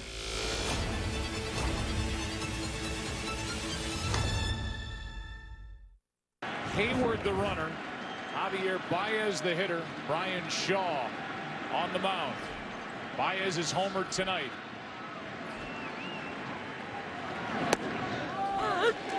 That's a strike on the outside corner. Everything Shaw throws cuts, and he does have a rather interesting leg kick to home. So if Hayward gets any timed jump, see if he takes advantage of it. Quick pitch there. And Hayward didn't take off on a ball that trickled away from Yan Gomes. Meanwhile, just to finish the story about what happened in the bottom of the 8th after Lester gave up the infield hit, Aroldis Chapman, who was called on last night in a 5-run game, went back out to work in the 9th inning in a 7-run game. There's no doubt the amount of work finally caught up to Aroldis Chapman. Yeah, absolutely. It catches up to everyone. It caught up to Miller. I mean, Cody Allen could only throw so many innings. He was trying to throw 3. The postseason brings about truth serum for these managers and who they trust out of their bullpens. It's a shorter list for Joe Maddon than it is for Terry Francona. And Madden's got starters down there tonight, and he went to Lester and then Chapman. It didn't work. 2-1. But both games, Joe, get traced back to 2 outs, 1 runner on, and you take your starter out. When you take your starter out, you're forced to make more moves that result in going to Chapman. Arrieta cruising, 100 pitches, big deal. He took him out. We saw what happened yesterday. Hendricks kind of cruising, took him out, saw what happened. Swing and a miss, throw down to second, gets away, and Hayward will go to third. Go ahead run 90 feet away. On a stolen base and then an error on the throw by Gomes. Well, he timed him, and he's got the bigger leg kick, and you see the great jump, and the swing keeps the catcher back from jumping out, and then the ball on a little bit of a wet infield skips, and now I wonder what Terry he's bringing Michael Martinez in. It's a stolen base E2. And Yan Gomes, who is the primary catcher for the Indians, suffered through an injury-plagued year. Made it back to the roster, but has been watching Roberto Perez catch. Very limited work behind the plate. Tested by Hayward. A good throw might have had him. The throw bounced in, and now the go-ahead run is at third base with 1 out and a 3-2 count. And you've got basically a designated thrower and Michael Martinez taking over in right for Geyer. This will be a gutsy call right here. 3-2. You get a scenario where you can actually do a squeeze, and if he fouls it off, he strikes out. Geyer moves from right to left. So an outfield of Geyer, Davis, and Martinez with the infield in. And with 1 out, a 3-2 pitch to Javier Baez. That is a strikeout on a foul bunt with 2 strikes, 2 out. That's what I thought they were going to do. This is not a good matchup for Baez expanding the zone. All he's got to do is put it in play with the runner at third reading it. He doesn't get the barrel of the bat. Look, he's trying to jab at it. If all he does is put it in play, Hayward can read it. And that jab right there, he's got to square around and bunt it, and they got a chance. Instead, a strikeout on a foul bunt with 2 strikes. And see, he's protected with that strikeout by not getting the runner thrown out if he doesn't hit it in fair territory, bunt it in fair territory. Well, now 2 out, and Dexter Fowler, who's had a 3-hit night and lined out, looking for a 2-out hit. Shaw looking to keep it tied. Now, this is a better matchup for Joe Maddon. I mean, ultimately, you would have liked Baez to get it down, but Fowler swinging the bat good, as you mentioned.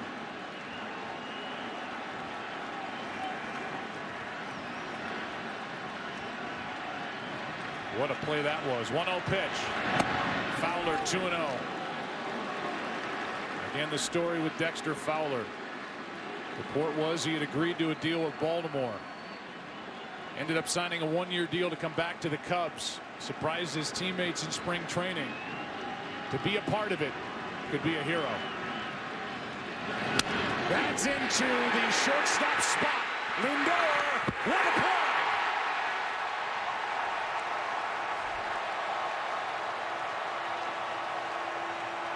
And this game is 6-6 into the bottom of the 9th. And Lindor had to range all the way behind the bag to end the inning. What a play. Up the middle, good speed by Fowler. You got to throw this quick, and he did. What a play.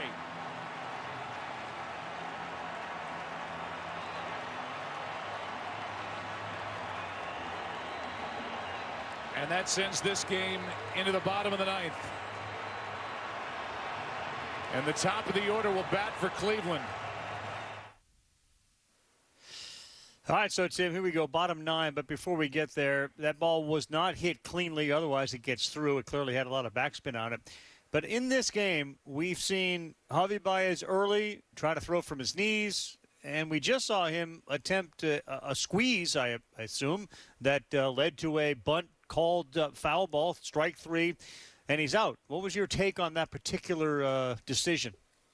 Well, this guy has tremendous power. He hit a home run in this game, but he is such an instinctive player. He is such a smart player. He turns nothing into something all the time, whether it's the way he steals third.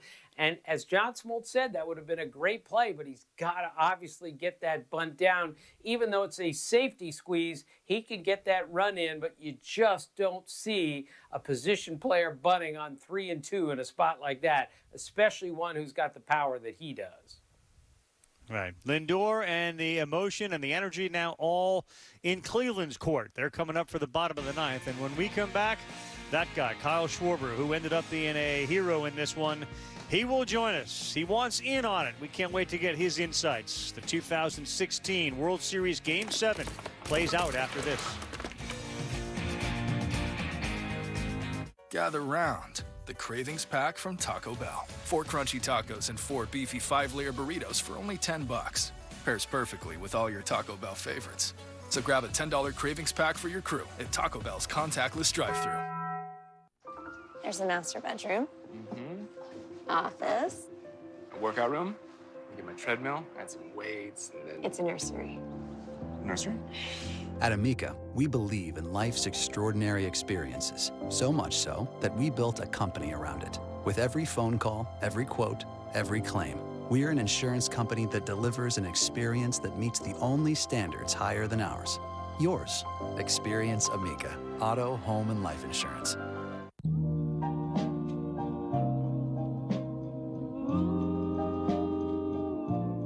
You look like a flower, each and every way. If you have a garden, you know weeds are low-down little scoundrels. With Roundup Sure Shot Wand, you don't need to stoop to their level. Draw the line. The Sure Shot Wand extends with a protective shield to pinpoint those pesky bedfellows. It lets you kill what's bad right down to the root, while comfortably guarding the good. Draw the line with the Roundup Sure Shot Wand. Roundup brand. Trusted for over 40 years. There is this like Shakespearean quality to the whole thing. You just have to enjoy the infinite complexity of the characters, because there are no obvious bad and good guys. I don't even know anymore where the line is between good people who do bad things and bad people who do good things. It's complicated. Non-attorney spokesperson. This is a paid advertisement for legal services sponsored by Nightline Legal. Cases assigned on a random basis to participating law firms. Attention cancer victims who use the weed killer Roundup. A federal jury unanimously found that Monsanto's popular weed killer Roundup was a substantial factor in causing cancer. You may be entitled to financial compensation. If you or a loved one used Roundup weed killer and were diagnosed with non-Hodgkin's lymphoma, call the number on your screen now. Call 800-718-9802. This is a paid advertisement for legal services sponsored by attorney Andrew Van Arsdale. For decades, the Boy Scouts of America admitted thousands of child molesters into their scouting ranks, enabling countless acts of sexual abuse to occur against innocent children. Your time to act is quickly running out. Bankruptcy filings allow for a limited window to take action. Act now before it's too late. If you were abused as a member of the Boy Scouts, call Abused in Scouting for a free confidential consultation. Hold them accountable for their failure to protect innocent children. Call 800-243-6046. The DH Santana.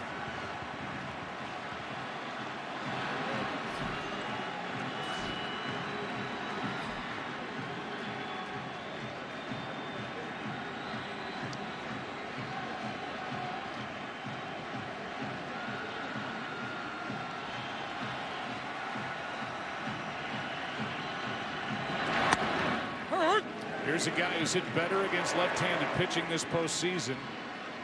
He is more powerful from the other side of the plate. Hit 34 during the regular season, 30 of which came batting left-handed.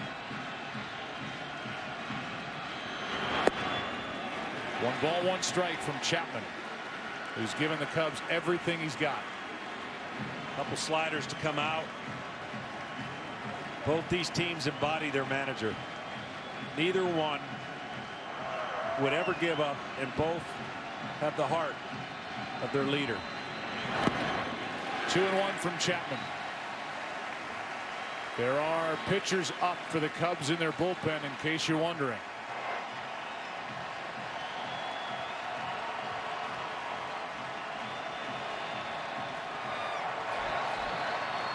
Arrieta had been up with Carl Edwards Jr. Now it's a lefty, Mike Montgomery. 2-1 on Santana. 3-1 from Chapman.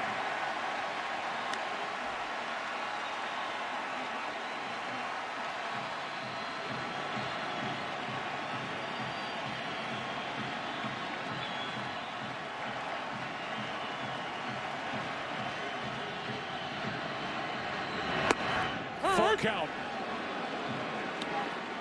The only game-winning home run in the 9th inning or later in a Game 7. Bill Mazeroski with a walk-off home run in 1960 in Pittsburgh against the Yankees. Santana hits one in the air to left, got under it, and Zobrist is coming on. 1 out. And Chapman a good job to bounce back from a 3-1 count. Yeah, he threw a 3-1 slider or 3-2 slider, and there's no way, I don't think, Santana thought that would be the pitch and just got underneath it. Here's the slider. When you're expecting 100, even though it wasn't the best located slider, tough to adjust.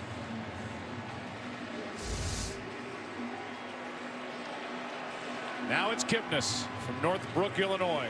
Grew up a Cubs fan. Of the teams with Grace and Sandberg. The Indians' heart and soul takes a strike. He's homered twice in this World Series, 4 times this postseason.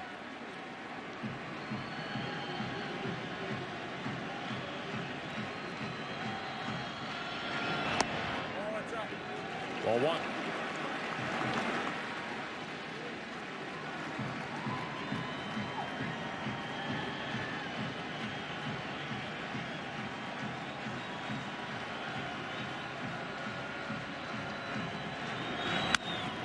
That's in the air to right, down the line, and hooking foul.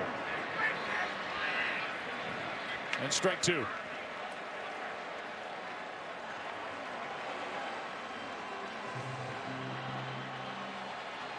Well, normally Chapman would rear back and throw a high fastball right here, but he could tell that the command and the velocity is not quite understandably where it would be, so he's come in this inning and throw more sliders.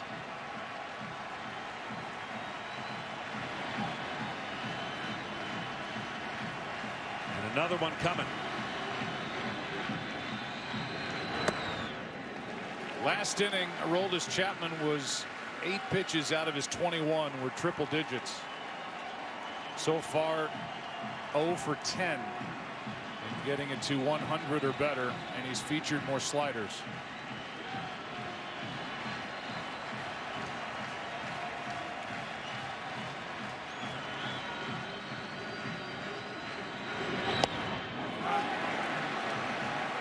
Ball 3.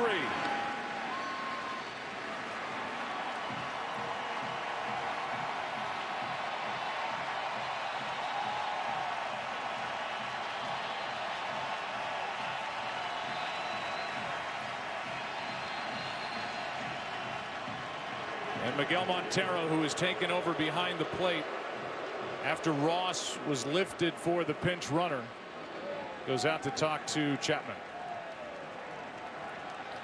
Trying to get his fever for what he feels good about here on this 3-2 pitch. A lot of sliders in a row that Kipnis has gotten a chance to look at.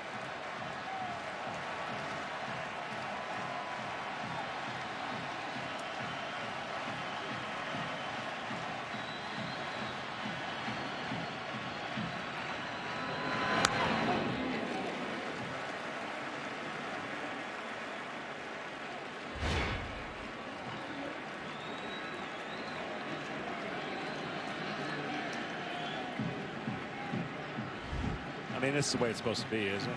2 franchise desperately trying to end something. 21 innings later. Okay, not 21. Right now, we're just tied in the 9th. 3-2. Struck him out. 98. 2 out.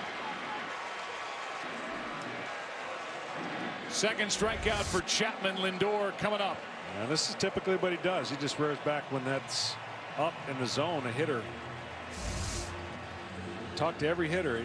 You tell yourself to stay off of it, but you can't. It just ball looks like it's so good, and then it's by you.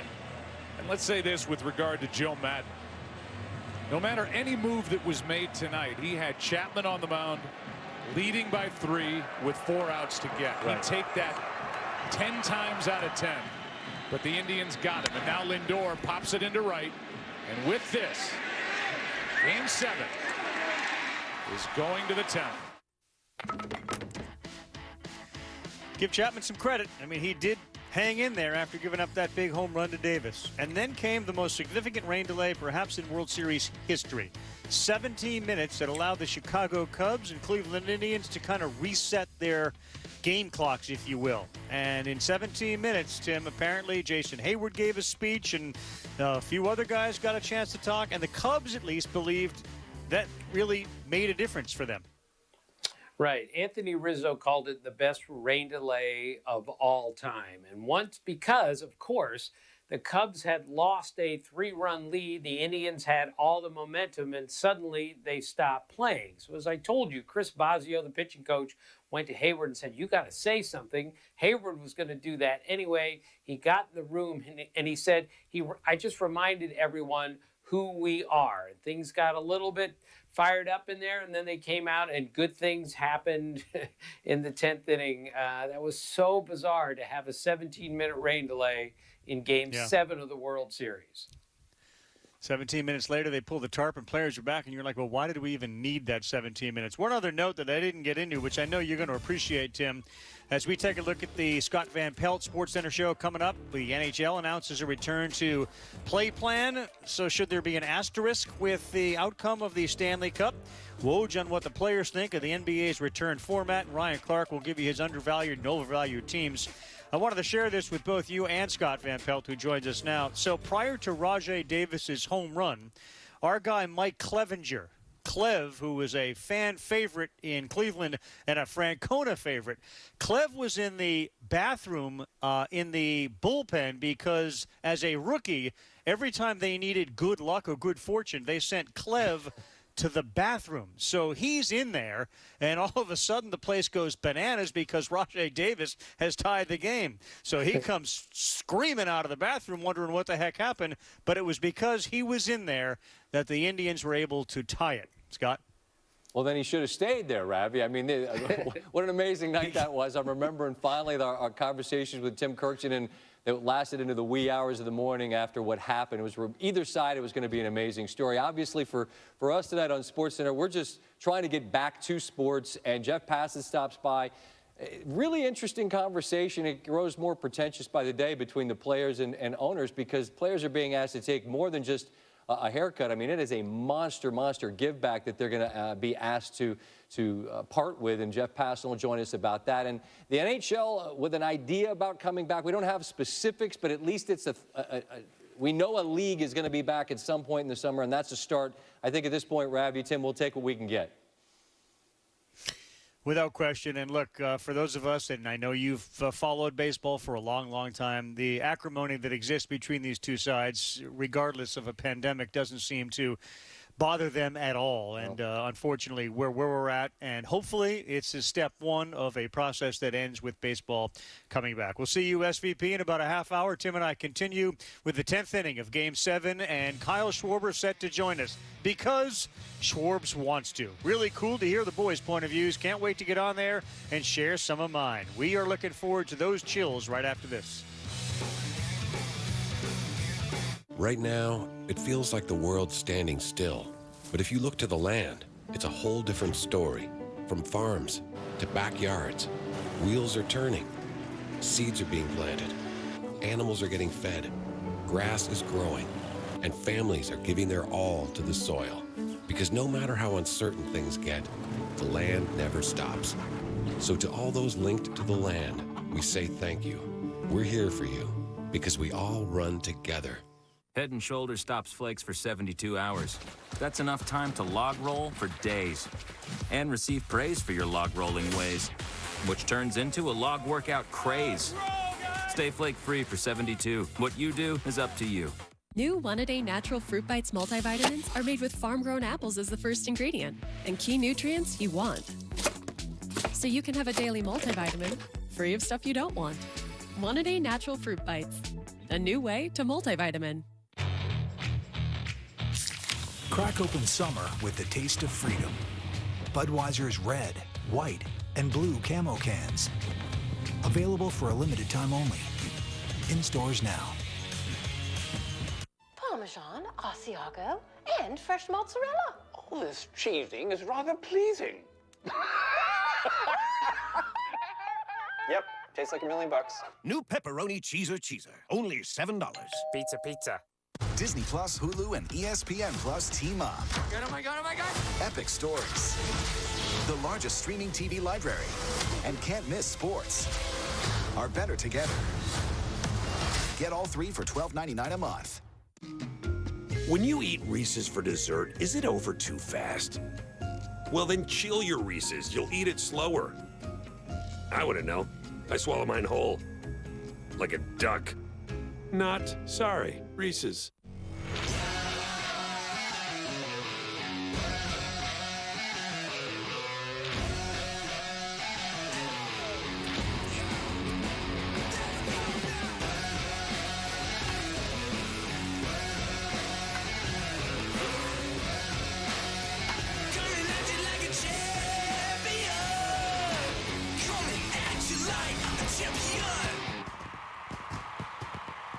Rated E for everyone. Who'll be the first to know when sports news breaks? You. Because you know these guys. It's business as usual. They can keep moving here toward a return to play. Sources have told me that's when we're going to see baseball. ESPN is your source.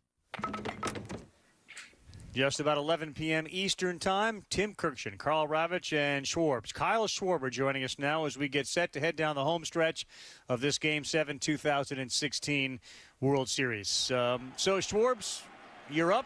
We got Chapman on the bench. We got a 6-6 ball game. You just came out of this rain delay. Can you just quickly kind of explain what happened during that rain delay from your perspective, what you remember? Yeah, coming from the rain delay, pretty much we got everyone in there, and it was just more kind of get your emotions out. Jay Hay calls it, wants to get everyone together, make sure, we're all on the same page rolling in there, and everyone had, said their piece, and it was time to go.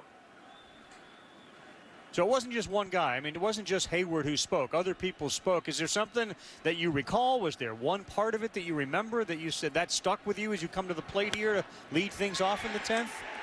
Yeah, I think the biggest thing was just getting everyone in there and just kind of looking at everyone's emotions. That was kind of my biggest thing. I kind of was just locked into the moment right then. The scene around, we got people, mad, crying, ready to go. And, I'm leading off the next inning. And in my mind, I'm just trying to mentally prepare myself for, Shaw here. And, I was just looking forward to it. And, in my mind, I'm like, I'm going to get on, boys, and just get me in. Kyle, you last played in the regular season